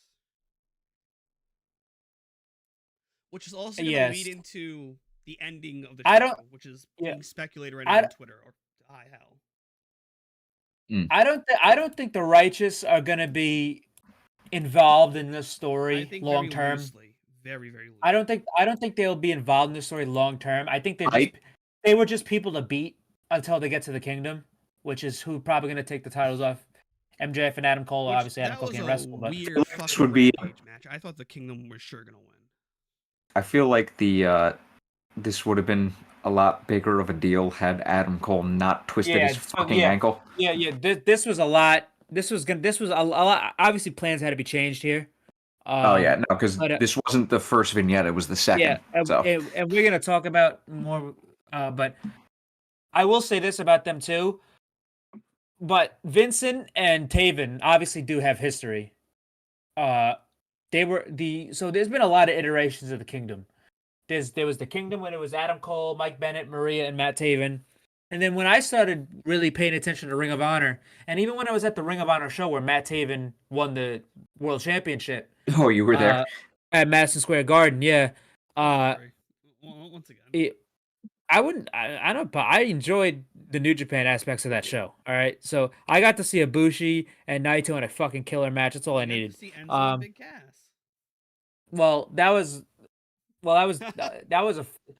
thing. That was so fucking chaotic that I actually enjoyed it because it was like nobody knew what the fuck was happening. That was a weird night. Bret Hart got attacked at the Hall of Fame during Zack Sabre Jr.'s entrance, and nobody paid attention to the fucking match because of it. It was fucking weird. It was a weird night. Anyway, but Matt Taven, has history with Vincent. So there was I just said the original Kingdom, and then during the Kingdom that I was familiar with when I started paying attention to them, it was Matt Taven, his name at the time was Vinny Marcellia, which is Vincent now, and TK Orion. And then I believe Matt Taven and Vincent had a feud in Ring of Honor during the pandemic when it was dying before Tony bought it, and then it became the OGK, which is now Mike, Matt, and Maria. So Vincent and Matt Taven do have history. So I don't know if they want to play into the fact that that happened, and Matt Taven's going to be involved in Vincent in some way in this angle. Maybe. But we'll see. And but yeah, we got to after that segment, we had Adam Cole and MJF. The Burchachos are here, and as soon as I fucking saw Adam Cole, I'm like, oh my fucking god, because we saw the cast at that point. Yeah. So we were at the show. Obviously, he fell. He jumped off the ramp. He fell. He twisted his ankle. He couldn't put any weight on it. At ringside, when I was watching him at ringside, I'm like, holy shit! And the way he got out of the ring after he got in, where he just didn't like step out, where he like loosely put his foot down. He didn't. He went to the bottom up. He laid down and then rolled out.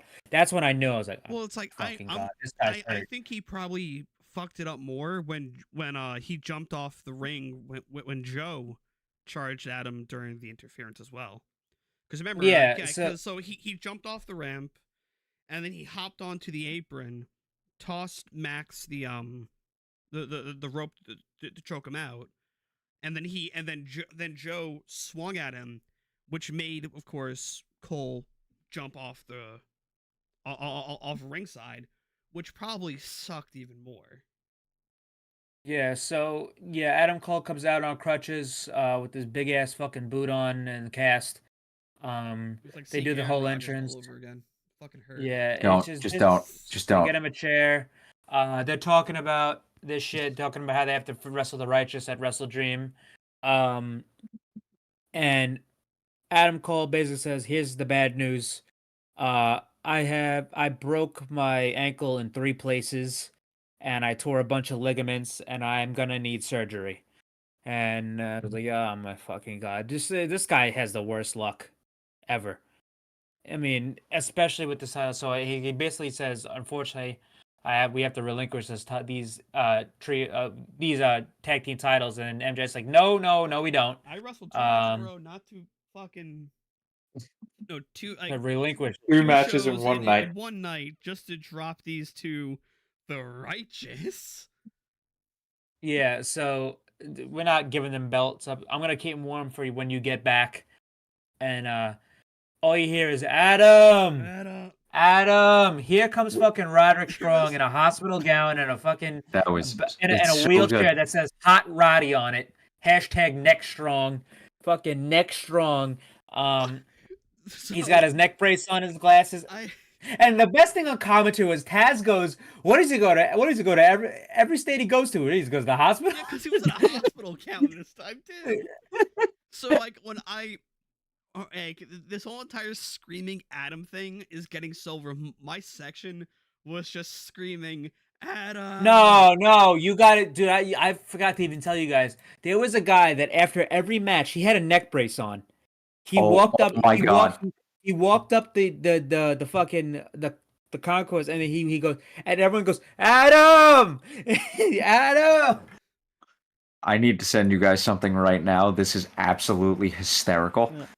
So as what's it called? And it's literally pertaining to this. Well, you need to look at this. What was it from the show? Yeah. Oh yeah, I was going to talk about this. That's fantastic. I just have to say it's fantastic. It's hard to tell, but it's a very interesting detail if it is. Unless it's a swerve. Unless it's not a neck brace, and it just looks like it. Unless it's what is it? Mike Tyson's neck from like the 90s? No, like a really just a turtleneck. No, like I would say, like a really high, really bulky turtleneck.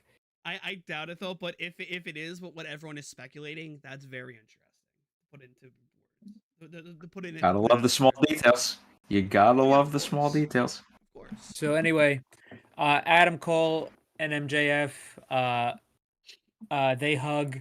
MJF goes like, Adam, I understand that's your boy. I'm your boy. That's your boy. Even though I think he's a simp, you got to do what you got to do. So Adam Cole walks off with. And they're like, come with on, fucking- Adam. Come on. And Adam's like, I'm coming. I'm coming. Yes. So And then you just hear the immortal words, Bullet Club. So MJF is they turned the wheelchair. It says Hot Roddy on it. Oh, that And was then fantastic. Fantastic. And this was pretty cool. So MJF goes, well, we all know I'm not a big fan of, and then they hit the music.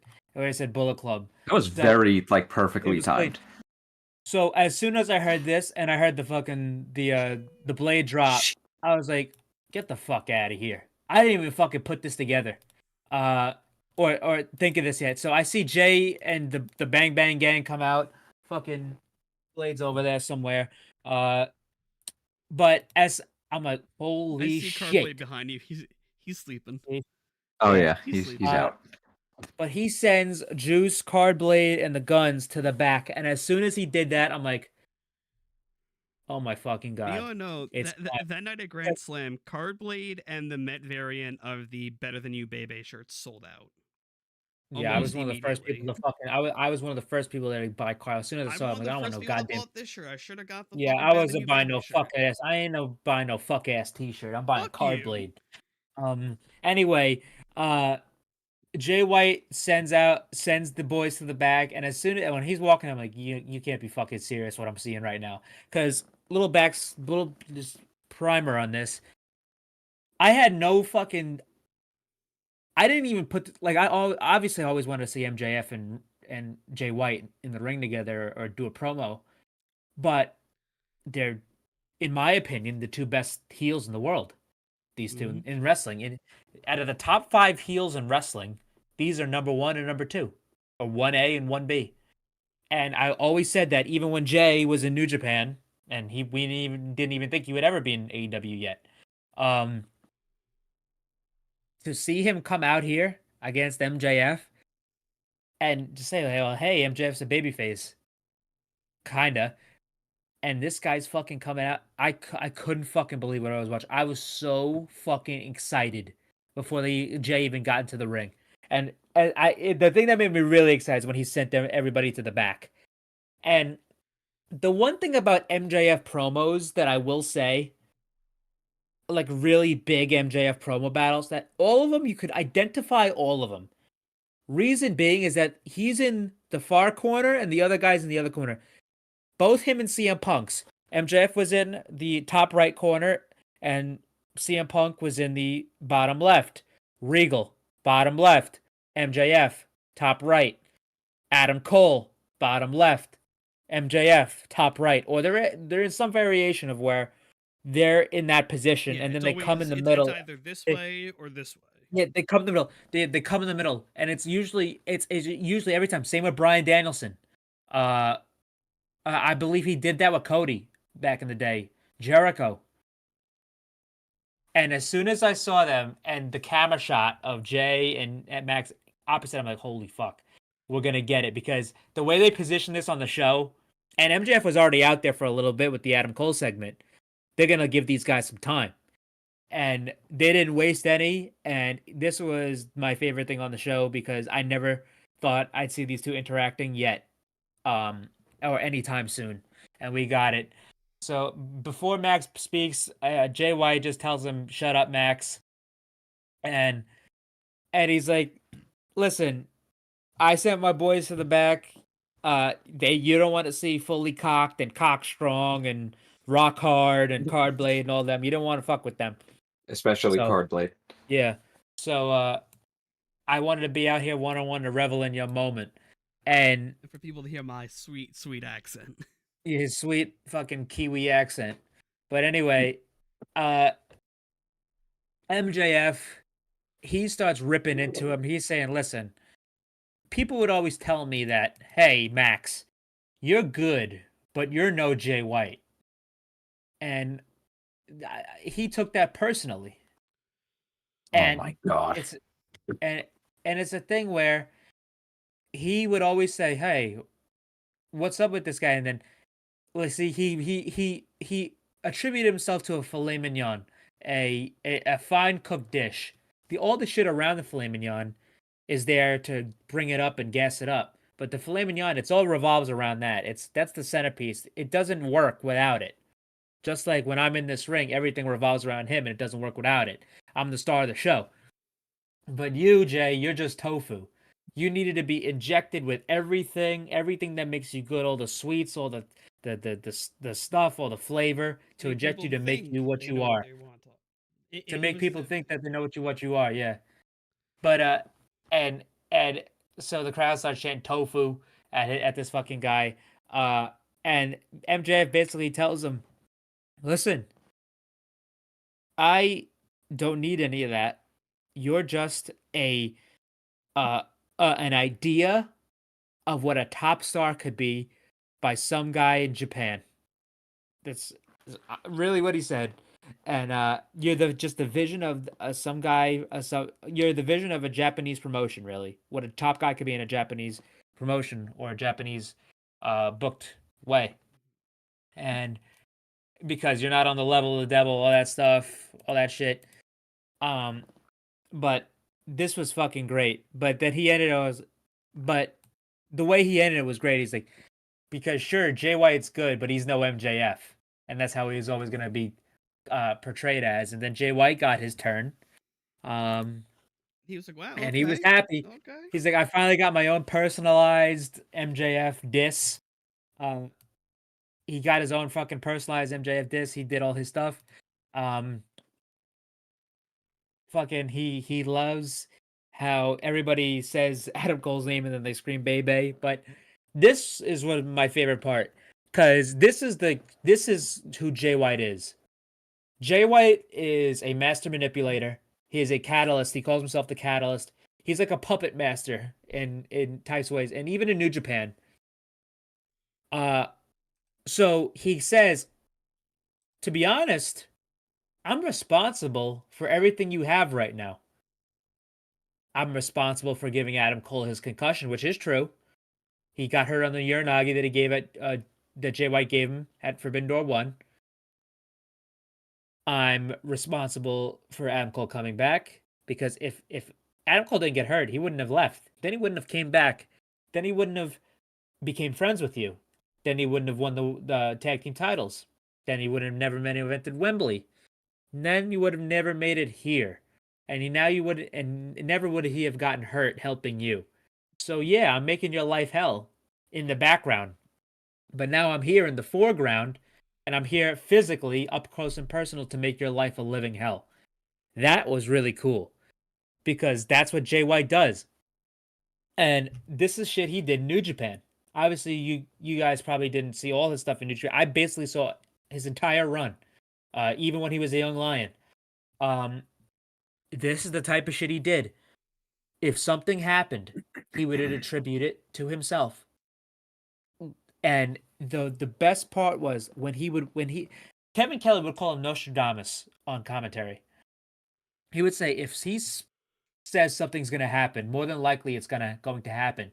And the best part about it was when it didn't, because often when something rarely went Jay's way, he would go fucking crazy. He would go apeshit. It's the psychology he had was out of this world, because if you've ever seen a sociopath or a narcissist ego fall apart, it's a very, very sad and scary thing to see. And he would do that a lot. If you want to see a great Jay White promo, do the one after he lost to Ibushi at Wrestle Kingdom. This guy cut a 7-minute long promo where he basically went through the 5 stages of grief. Was that when he left to the point where and then fell out of the chair? He left and he fell out of the chair. And he's like, listen, I'm not talking to you. This ain't Jay, this is Jamie. Because his real name's Jamie White. And and people thought he was leaving the company, which turns out that was a year out, but people thought he was leaving the company. That's how great this fucking promo was. And Can you send that to me? I will. Yeah. And he basically went through the 5 stages of grief, and it was unbelievable. And he's done this multiple times. He's like MJF, like when something doesn't go his way, he gets pissed off, he gets mad, he starts doing rational shit. Jay White though, he gets so upset, but then he gets more evil, and then he gets more calculated, more cerebral. A lot of people compare him to Triple H at his peak. And I think it's a fair comparison. But Jay, he went to MJF, he got in MJF's face and said, "Listen, I'm the Catalyst. I'm the Switchblade. I'm King Switch. I'm the leader of the Bang Bang Gang. I'm the top shelf gunslinger. I'm the real rock and roller.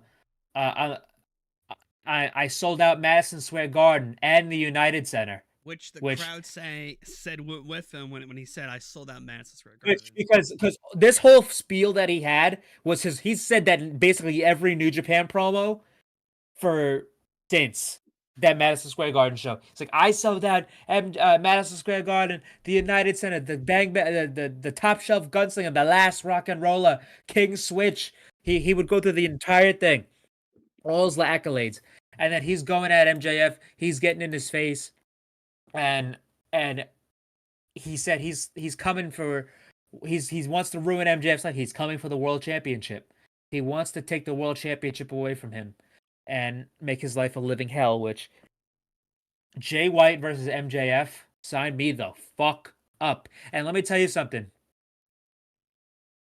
He said, kind of funny how All Elite Wrestling world champion doesn't seem so elite when compared to Switchblade Jay White. He has history with everybody in the elite. He has history with a bunch of people here. This is the first time him and MJF have ever interacted. This is going to be crazy. This is going to be a mental battle. This is going to be psychology up the ass. You think fucking MJF getting a double clothesline and a fucking headlock takeover get over? Jay White could probably... And a kangaroo kick.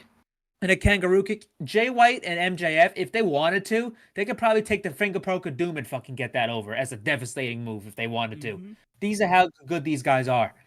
And I'm so excited to see this. And to be honest with you, I kind of wish they maybe put this off like another month or two, because in my opinion, if you're going to have MJF as the world champion as a babyface, if you do want to take it off of him, obviously shit's kind of different now, because I don't think this would have happened if Adam Cole didn't get hurt.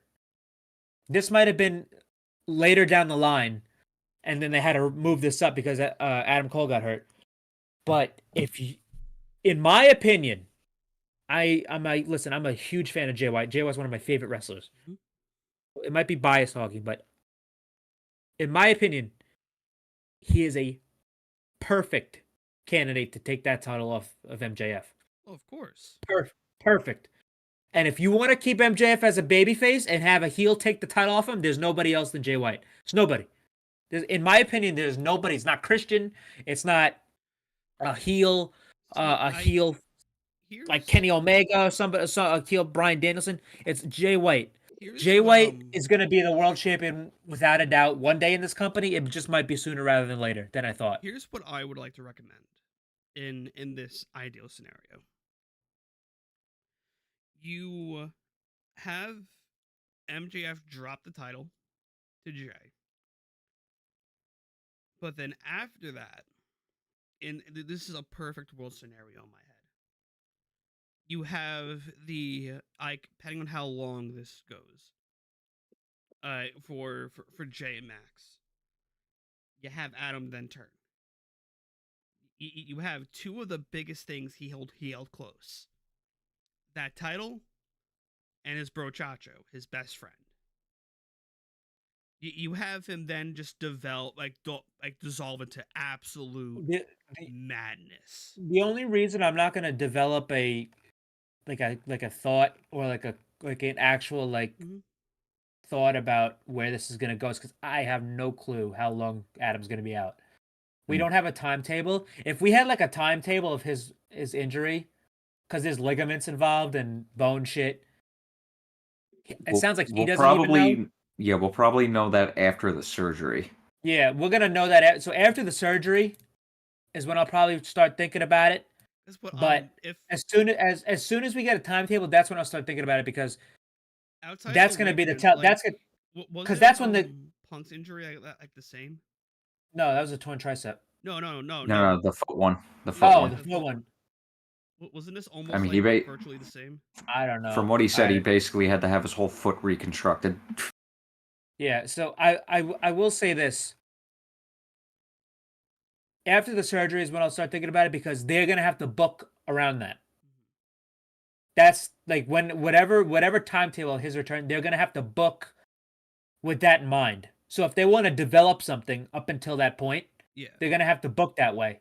So I'm not gonna make a judgment call yet, but Jay White and Adam Cole, this is a money Well, of course. I can see this, feud. This is probably gonna be This is gonna full gear match, probably. Yeah, this is definitely full gear.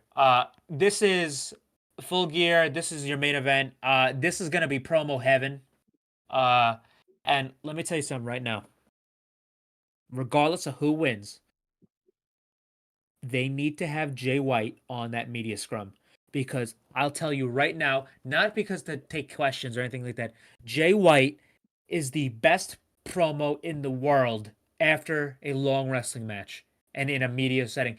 Every single fucking main event or hardcore match he had in New Japan, he cut the best promos of his career after he's fucking in the Tokyo Dome main event for 45 minutes. The one with Ibushi, the one after he beat Okada for the title at Dominion, the one after he lost to Tama Tonga in the G1 to get eliminated from the G1. Fuck. Yeah. Fuck. He cuts the best promos in the business after long matches. So if they want another one, do that after he either wins or loses at full gear. I still think my favorite post match promo was the Will Ospreay and David Finlay. Like, come on, man, I just lost. Leave me alone. And that's another thing Come too. on. That's another thing too. I didn't even get to this yet. That's so relatable too. We're not gonna talk about this. We're not gonna talk about this at all because this is a January discussion. But Will Ospreay's contract coming up. Oh yeah. Will Ospreay is gonna be a heel if he shows up in AEW, full time with the tweener. But if he's with Don Callis, he's gonna be a heel. I think that's automatic heel heat.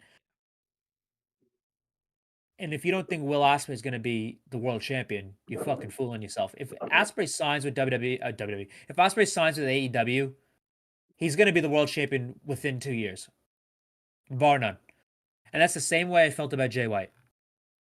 So that I think it might happen sooner rather than later if they do take it off. And we're going to talk more about Jay White later. But after this, we had Christian Cage and Darby Allin in a sit-down interview with Jim Ross. Fucking promo with them. And normally, they were going back and forth. Sit down suck, but like this was good, yeah. very good. This was very good. I mean, there was one thing where fucking, he told Darby to bring his whole family. He said, "Oh, bring your uncle." Oh, wait. And he's like, "Is that the one that drove intoxicated with you and with a 5-year-old in the car?" And he's like, "Bro, what the fuck is wrong with this guy, man? And This how, guy he is such even a brought up like sick the face paint, and Darby like violently grabbed the JR's water bottle, rubbed the face paint on, said like the face paint is not me. It's not a part of me. It's not something I have to hide behind. Which now leads me to think: do you think Darby does face paint for this match? Or do you think he shows up with no face paint? I don't know. If they Does were it gonna matter? stick to the story, no face paint. Yeah, no face paint. It doesn't really like matter much. Well, no, because like but it matters in the context that like Christian Cage says you hide behind this. maybe. I mean, your whole personality. yeah. I don't really know. I think we might get more clarification on that on Collision. Yeah. So we'll see. But this was pretty good. And he, Great. oh yeah, also Darby said he wants Christian to stop hiding behind a Luchasaurus. So maybe no face paint on his end, and then no Luchasaurus, no Luchasaurus on Christian's end. But I doubt that, because the funny thing about this is I have to keep reminding myself that Christian's actually the champion. That now, like that he's actually the champion. He's like for real the champion. He won it on Collision. But anyway, we had Orange Cassidy versus Matt Jackson versus Penta El Zero Miedo versus Austin Gunn in a fatal 4-way. Because each member from each team, their teams are going to be wrestling in a fatal 4-way at WrestleDream. And this was another fantastic match. Yeah, this was another great match. Not a lot of spots. I mean, it was just like a hell of a match. A hell of a match. Great fatal 4-way. And that's one thing about AEW that I really wish they would do more. I don't think they do enough triple threats and fatal 4-ways. I would like to see them more frequently just to get more guys. And I think it's a nice change of pace because I know I love my one-on-ones, obviously, but I would really and they do a lot of tags and 6-mans, but I really would like to see a lot more triple threats and fatal 4-ways because I think they always work when they do them. Hey, dude, yeah, one of their best triple threats was Pac, Orange Cassidy, and Omega at Double or Nothing. Yeah, and one of their best fatal 4-ways was the Pillars match at Double or Nothing. The triple threat was not supposed to happen. It was an audible. Because that was when Cassidy got his bell wrong. Yep. So anyway, we had in the match. There was a great spot where Austin Gunn kept going for the fucking pedigree. You knew it was a pedigree because he did this. And then he kept getting a back body drop. Then whoever was about to get it. Well, that's what I'm getting to. Whoever was going to take the pedigree ended up getting Canadian Destroyer. Then Austin would go for it again. So everyone ended up taking a Canadian Destroyer. The finish I really enjoyed. Funnily enough, the best looking person in this match was Matt. I actually thought Matt looked really good in this match. But he was the one who took the pinfall. I believe Orange. Matt took a beach break, and then he took an orange punch and a beach break. And before Penta and Austin could break it up, the pinfall was made. So Orange Cassidy won the match for his team. But anyway, what Nick just sent in?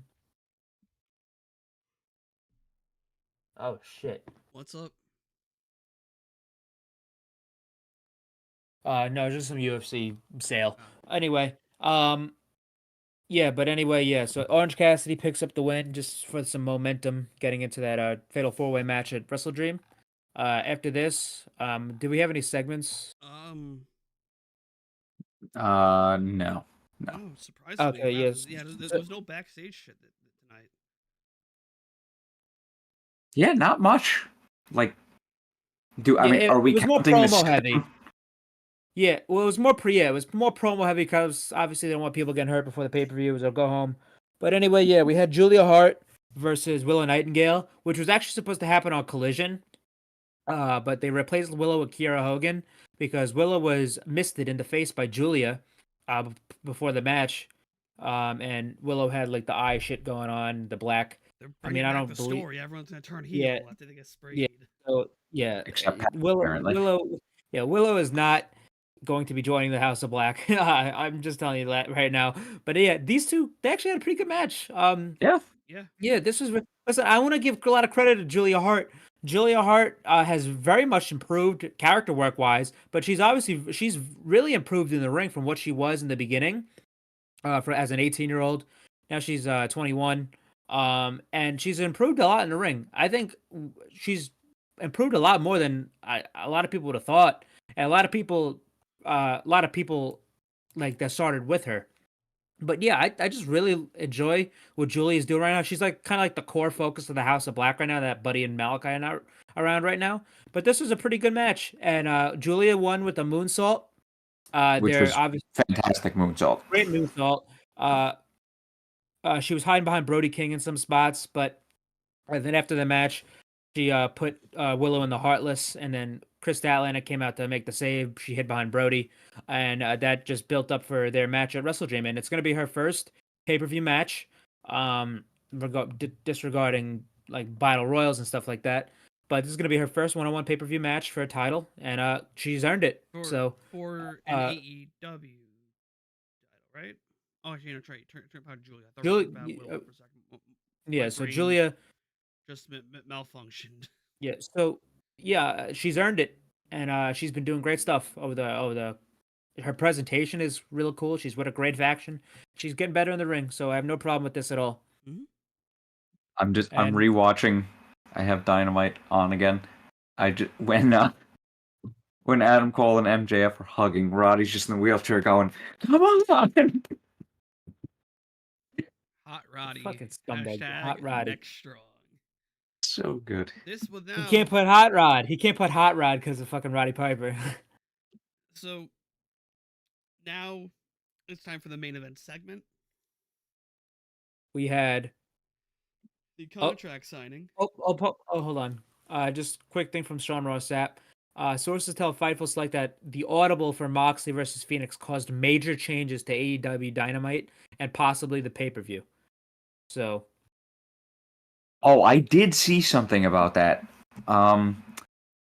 Dude, I wish I would have bookmarked it or took a screenshot. It was something along the lines of somebody was supposed to either debut or something along that lines at the pay-per-view, but then that got totally scrapped. I just see like maybe like somebody coming in, like a New Japan talent or something like that. It was something like that, but something got changed like pretty majorly.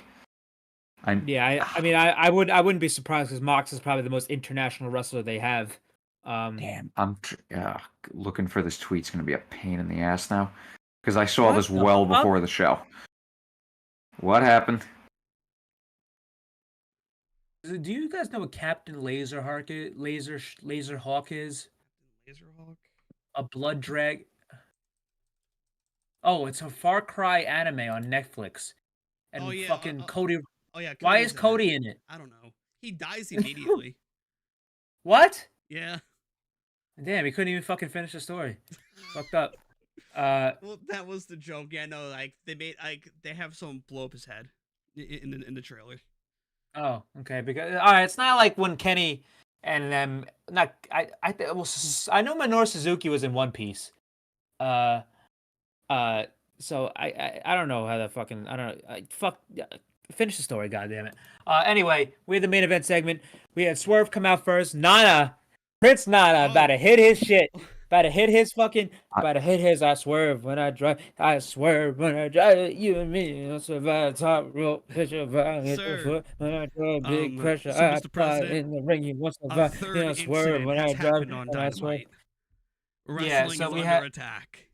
Yeah, so fucking as the beat's about to drop and Nana's about to hit his shit, Swerve stops him, and that was the biggest fucking heel thing he could have did because I was ready. What the hell is Rayman a fucking newscaster in this trailer? Holy shit. I was disgusted that Swerve did that. As I say, 3 incidents have happened. I was disgusted. The Suzuki incident. The second one, every time the Acclaimed got interrupted during their diss. And now this. The third incident. It is now the Nana incident. Okay, let's see. Hold on. I'm going to have to you know, like that clip of him from Arthur Ashe has gone viral, right? Oh, I know. But I'm going to show my version of the clip because I took it with my own phone. How do I don't know. Hold on, because I know. I'm not going to put it in the fucking video. What? No, I have it. I'm just because I have to. Hold on. Nobler. Okay. Oh my gosh, the fantasy. Oh, the thoughts for that ending segment. What's odd is I'm in this video. I could swear that it's your video that went viral, Mike, because yours is that exact same. It's the same angle, yeah. Let me see well, because I did not post it. Oh, that's stupidly. Somebody sitting next to you was fucking. I stupidly did not post it. And your camera's out of focus too because of what you did. Good job, bud. Anyway, I deserve that. Yeah, so we had Swerve come out. He stopped Nana from dancing. We had Hangman, God damn it. and these two, basically Swerve started saying, "Listen, what he's saying, listen, I want Hangman Page. I want the best out of you. I when we started this, you weren't the same." And there was a great line. He had a great string of lines Swerve had. He says, what's a farmer to a mogul? What's a cowboy to an outlaw? What's a buckshot to a kill shot?" Which that was a great line because obviously kill shot was Swerve's name in Lucha Underground. So that was a cool reference. That was a great line. But anyway, then Hangman, it was Hangman's turn. He basically told Swerve he was gonna get the best of him. He was gonna get the best of Hangman. He's like, listen, yeah, you were right. I didn't get new gear made. I didn't get new merchandise. So this guy is gonna have new gear. But anyway, he's like, you're gonna get the best out of me. And basically, you're gonna get the best out of the Hangman, not the guy who's been treading water, as of late. And they were talking about Swerve talked about how he has mental problems and he has mental health issues. That he makes an enemy out of someone every day. And Hangman talks about how about like imposter syndrome, where like he thinks he's doing something wrong when he's not. But they had a really good promo segment, and it ended with Hangman putting the mic down. Swerve slapped Hangman Page, and then this was actually really smart on Hangman's part. He stabs fucking Swerve's hand with the pen, and here comes security. Security breaks this up. Same thing Kenny did to Hangman in their contract. No, he stabbed him in the fucking head. Okay. And then signed the contract in blood.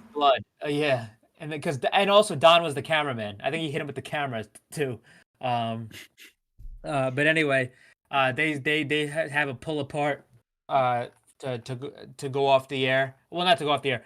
They had a pull apart to end this segment, and then to go off the air, they cut to the back. There's four masked men. We have no clue who these guys are. Well, and we have no clue and they're jumping Jay White, and you never really see Jay White in this type of prone of position. And I'm looking at these guys right now. The element of surprise. I'm looking. I really don't think it's all these guys is. No, I'm saying all these guys' necks are kind of like bulky. To the point where it's like they have the mask like folded. Well, okay, so they have the mask and the thing folded. Like I don't know if that's Roddy or not. I really don't think so. One of them right now. One of them, the image that I have, I'll post it in the group chat. The one to the right doesn't really have a bulky neck, but I digress on it. So I could be wrong. Oh, not all of them do. I'm just saying, two of them do. So here's what everyone is now saying. I will say this: the dead giveaway for me is if you go to the guy in the devil mask who may or may not be MJF, the neck is the same. It's like extremely bulky. So, and I'll take a picture of it. People are do you want to know who a lot of people are now thinking it could be?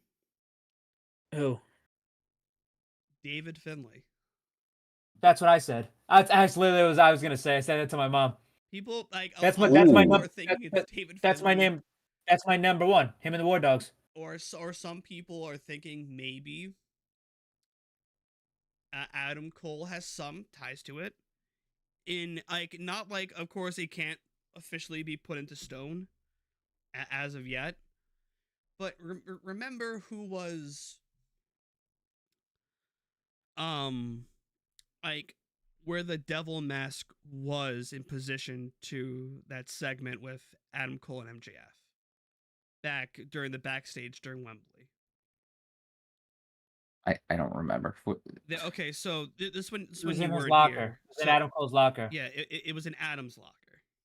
Which I doubt was it a picture or was it a video? It was a video. It was a backstage. It was a backstage segment, them talking, and the devil mask. Was that during the buy-in? I will say though, this is not going to be any. I don't think the guy in the devil mask is Adam Cole because They could easily just. Well, obviously, because Cole can't fucking walk. Yeah, he can't walk, and that would make sense if he's gonna have a fucking surgery and a recovery. That makes no sense for him to do this right now. It was all a fib. Yeah. So I don't know who these guys are, and that's another thing too. These 4 guys might not even be who it is. They might have just took 4 jobbers, have had them beat him up, and then when they finally reveal who they are, it's gonna be like the actual members. Like a lot of people do that. Like I remember when Mickey James was fucking Don't get me fucking with Becky started on that segment. fucking with Becky Lynch. Becky Lynch. Fucking I wish. Becky Munch.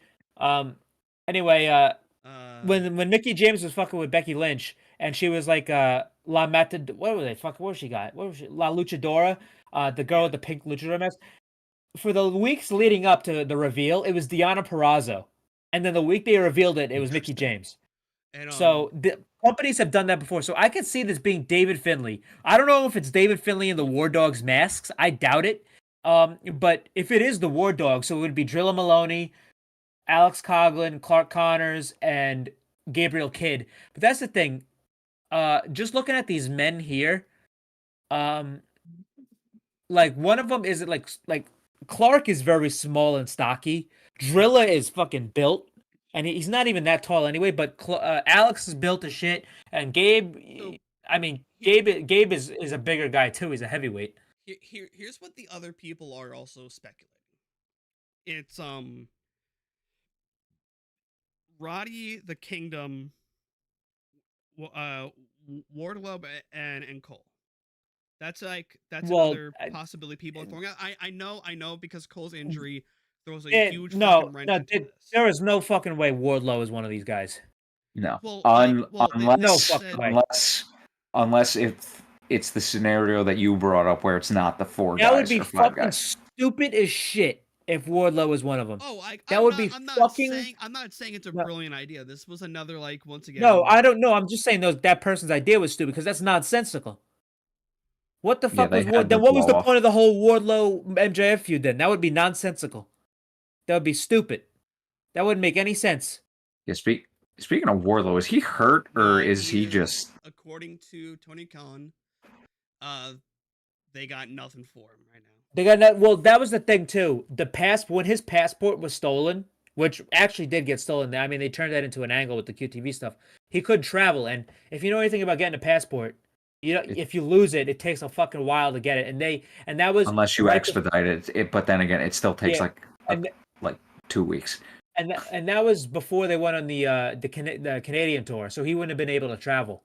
Damn. So that probably why he got fucked over in that regard. I think he'll come back soon, but I don't know if it's the War Dogs, because if you were gonna do the War Dogs versus the Bullet Club, that probably would have to be but probably would have been at WrestleDream or some sort of New Japan thing, and the War Dogs right now, if I'm correct, because they were Drilla and Clark were on the Destruction Show, Alex and Gabe weren't, but yeah, could it be possible that everyone's in the States? No, because Clark, Drilla, Finlay, no, all of them. Yeah, so David, Clark, Finlay, Finlay, Clark, Drilla, Alex, and Gabe, they're all in Japan right now. Okay. They haven't left because they're still on the tour. They have a match in 2 days. Okay. So that's not them. It could be them when they reveal them, but that's not them right now. But that's the thing when people are saying that it's Roddy, Taven, Bennett, and somebody else. If it is, then why don't you just show them? Because they're already involved in this heavily. Like, I don't think, even if it was them, why wouldn't they just show them? Because they're already heavily involved in this, and it would make sense. But there's no reason to have them under some sort of disguise if it's Roddy in the Kingdom. Like, I wouldn't. I don't really see it being Roddy in the Kingdom. The Masked Man, though, I don't think that's Adam Cole, and I don't know if that's MJF because he looks too small to be MJF. Way too small. I'm trying to really think. This is a really like, hey, maybe this like could they be fast tracking a debut or something? Due to the fact that But who? well, I don't know, because they could do stuff. These are 5 guys. Well, they could be fast tracking something because of the mock stuff. You think Dolph Ziggler's one of them? Yeah, well, see, Him that's the fucking thing. back. See, that's the thing. I doubt it's any of them because this was probably planned, and that goes into effect in December. Their non-competes But I'm expire. trying to think of like, could they be fast tracking something because the mock stuff got fucked over? Yeah, but what does this have to do with Mox? You know, Well, no. So, because Mox was supposed to get a debut on him. They could have just now moved a different debut ahead. Yeah, but I don't think that makes sense because it's the Devil Mask stuff. Well, no, This is I'm directly. not saying it tied has to to MJF. directly involve Mox. I'm saying it could be that they moved up a debut for an angle over the Moxed angle stuff that was happening. I That's can what I'm see that, talking but about. okay, because I can see that because I'm like saying like MJF. This was definitely planned out. Well, yeah, no, like, I'm saying like MJF with the the Devil Mask and the cronies fucking attacking somebody. That was obviously planned out. Well, Yeah, like, I get what you're it's saying like now. right now, could this have been fast tracked because the mock stuff is now on hold? I doubt it. I doubt it. I think anything with MJF has been calculated. What if it's fast tracked because of Cole's injury? That's what I'm saying. Yeah, it wouldn't be because of Mox. that I think would it's make because more sense. Well, no, I'm not saying because of Mox. I'm saying like once again, like because the mock stuff is now put on hold. No, it was not going to be fast tracked because anything Mox has nothing to do with any of this. I think it's a debut up because No, they can't no. get another debut in. no. Hold on. What if one of actually, you know what? No, never mind. No, The hair would give it away. No. We already know because fucking Jay White was this shit with Jay White would probably never happen if Adam Cole didn't get hurt. They would have did something with the Righteous. They would have had the match, and then afterward, probably something would have happened. I was about to bring up what if one of the guys was Vincent, but then I was just like, no, the hair would be a dead giveaway. I think if Adam Cole never got hurt, this probably would have happened after the pay-per-view. This probably now would that have he happened. got hurt, probably would happen later down the line. Yeah. Now that I don't think we would have even seen Jay White and MJF tonight if Adam Cole didn't get hurt. So, this is So I think that I'm actually pretty excited because this is one of the first times I have no clue who the fuck this could be, rather than the War Dogs, who obviously aren't them right there because they're not in the country. Not that short. Well, none of them. Yeah, none of them that short. The only one that is that short is Clark, but Clark would be not the leader. And Clark is a lot bigger. But once again, yeah, I doubt it. But I don't think it's the War. See, with that, it's not the War Dogs unless they're saving them, and then they're gonna do the reveal. When they actually do the reveal, it's gonna be them. It could be a new something. It could be. I don't really know anybody who could be. It's probably people on the roster that we're just not thinking of. I really don't know. Yeah, but who would steal MJF's mask then? Are we sure that's not MJF? Too short. Is it Stokely Hathaway? I'm not even saying this as a joke because he did this when the birth of the firm. Yeah, but they're not gonna like run that back. True. The firm also like confirmed broke up. So yeah, no, I don't think it's gonna be the firm, but like maybe like they try again with Stokely and Max, but I doubt that. Yeah. Also, if it was Stoke, even though it's easy to hide like the mannerisms, I think you could easily pick up on Stokely's like head tilts and movements like that just by seeing a lot of his promos. It's Retribution.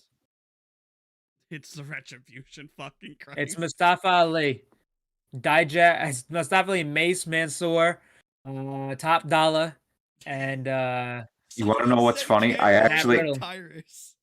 Oh my god! You want to know what's funny, Christian? I actually that thought came and went in a split second earlier, but I couldn't remember the freaking name. Retribution. I'm watching back this segment over I'm trying to pick up on everything because every little detail matters. Of course, that's something that we've come to know. Could it be people that were on that MSG show? I'm just trying to throw.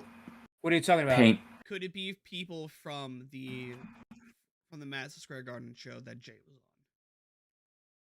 on? What? This is what I'm Mike just, said. dude. I'm throwing ideas out. Like, what do you mean? What do you mean? Like, I don't, dude. This was. He has had like contact with or run-ins with since then. Everybody he's had contact with has been is New Japan. No, but on that show. On that show specifically. He on the Madison Square Garden one? Yes. You got to remember this was before AEW. He wrestled Okada in the main event and he lost the title. Could it be? I don't know. Could it be former Bullet Club members? That's the thing is. Then that's War Dogs. The War Dogs. They don't like Jay White. Well, it would the person who would make the most sense is Finlay and the War Dogs, because Finlay kicked Jay White out of the Bullet Club. Jay White went to AEW, created Bullet Club Gold. David Finlay. I mean, he talks in promos saying like that's fucking cosplayers. That's bullshit. If you're not in Japan, if you're not with me, then you're not the real Bullet Club. That's bullshit. So it would make the most sense for it to be him and the War Dogs, but I don't know. I don't think it's gonna be them. Makes any sense at all, but you gotta remember, Finlay kicked him out of the Bullet Club. Eddie kicked him out of Japan. Eddie will have nothing to do with this, but I'm just pointing that out there as well. Remember, I see somebody maybe orchestrated by Adam Cole, and it's Roddy, the Kingdom, and Kyle O'Reilly, because Adam gave an update on Kyle O'Reilly, and he said that he's progressing. He's not ready yet, but he's progressing and he's getting better every day. But that would make 4. So who's the 5th? Did they bring Bobby Fish back? They could. I that's not out of the. I never thought that. And also, Bobby Fish has said nothing but positive things as well. That's the thing. That's the thing. Well, after he almost burned the bridge, seemingly. Even when Bobby Fish left, I never thought there wasn't a possibility where he could come back. Never did I think he would. There wasn't a possibility where he could come back, because he had problems with CM Punk. Well, I mean, after hearing the story, I'm just like, yeah, dude, that's your fault for kicking out. And let me tell you something. If he just like works nice with Adam Cole and Kyle and his friends, that would make a problem. I don't know. I feel like I got the impression that bridge was burned. See that being an what are you talking about? Like the Undisputed Era was at Rock. No. I'm not saying him playing nice with them. I'm saying him playing nice just in the company, like with Tony and stuff like that. I know. I feel like that bridge was burned. Yeah, I know. That's what I'm saying. I don't see a problem. I never thought the bridge was burned. I think really, because I got that vibe.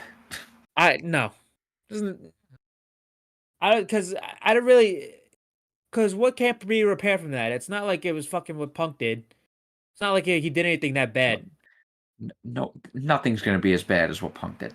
Yeah, I'm gonna say like, well, obviously, yeah, but like, if Adam Cole wanted Bobby Fish back and he asked Tony, probably would make it happen. Well, like I wouldn't be shocked. Would be on a short leash. Yeah, that's what I'm saying. It's like, I really don't think if they had an idea and Adam Cole went to Tony Khan, he said, "Hey, I need Bobby for this." Tony would be like, "All right, let's try and do something." I really believe that'd be the case because of how nice of a human being Adam Cole is and how understanding Tony is. Yeah.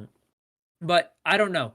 But it could be a frame job, like maybe somebody getting framed. The Kingdom, Adam, Roddy, and Kyle. So it'd be Adam as the main guy, then Kyle, Roddy, and then the Kingdom to have like a super Undisputed Era. I have no clue who this is though. People saying LFI, I doubt it. That's going to be a Collision thing. I have no clue. Really, I really don't have any clue besides the War Dogs and Adam Cole inside job. People saying Edge, but what? That would just make no sense. That would I think you have to go up by the last known thing. What did MGF wrestled that All Out, right? It's fucking Jack Perry. I'm kidding. MGF wrestled at All Out, right? Yeah, he was in the. It was him and Cole true. versus Sylvan Reynolds. Yeah. Oh Dark Order revamp? no, What? no, you can't do that.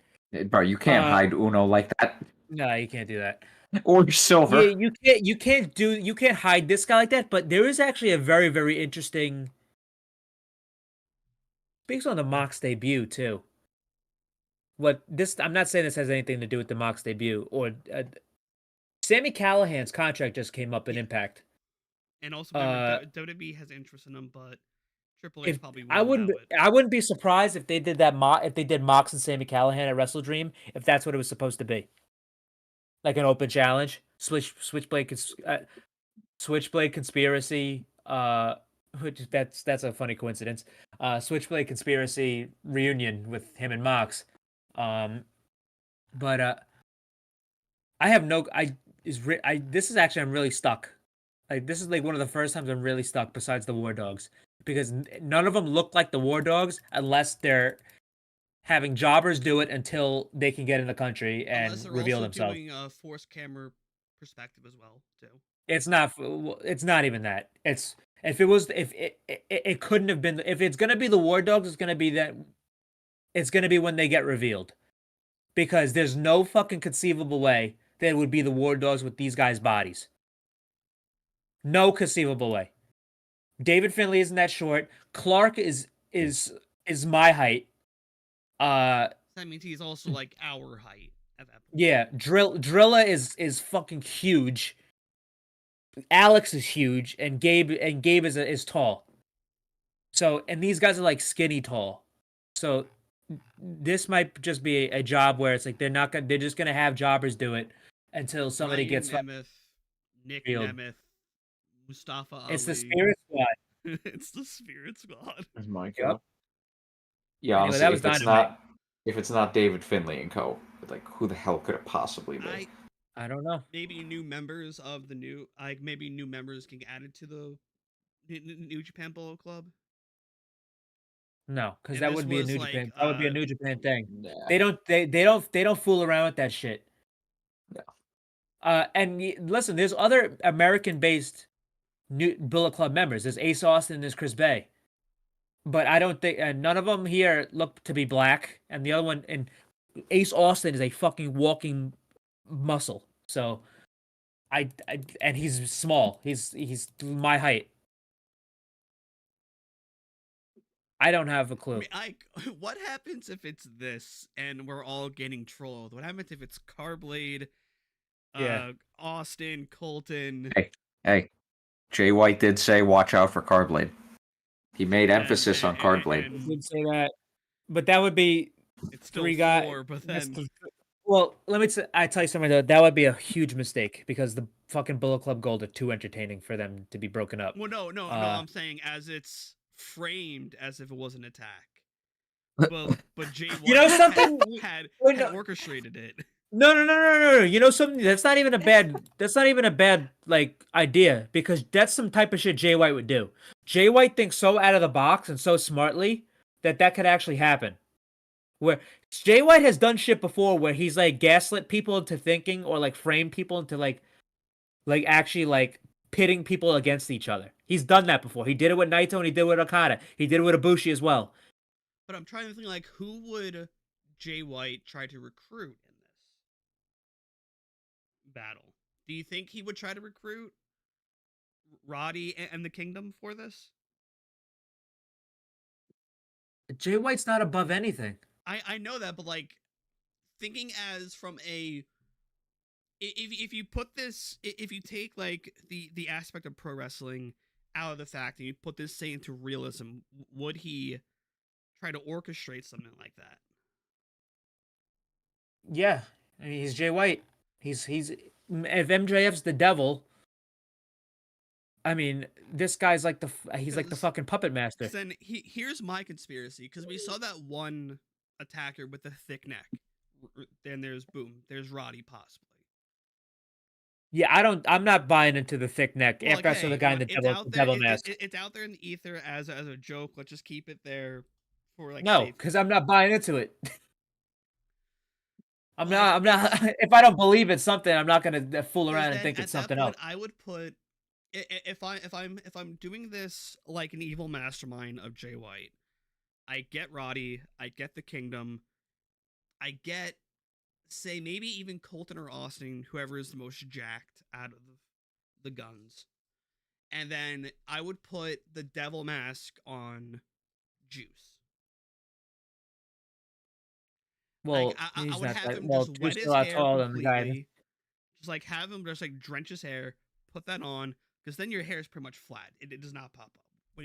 When your hair is wet and you put on a skin tight thing, it stays flat until you take that shit off.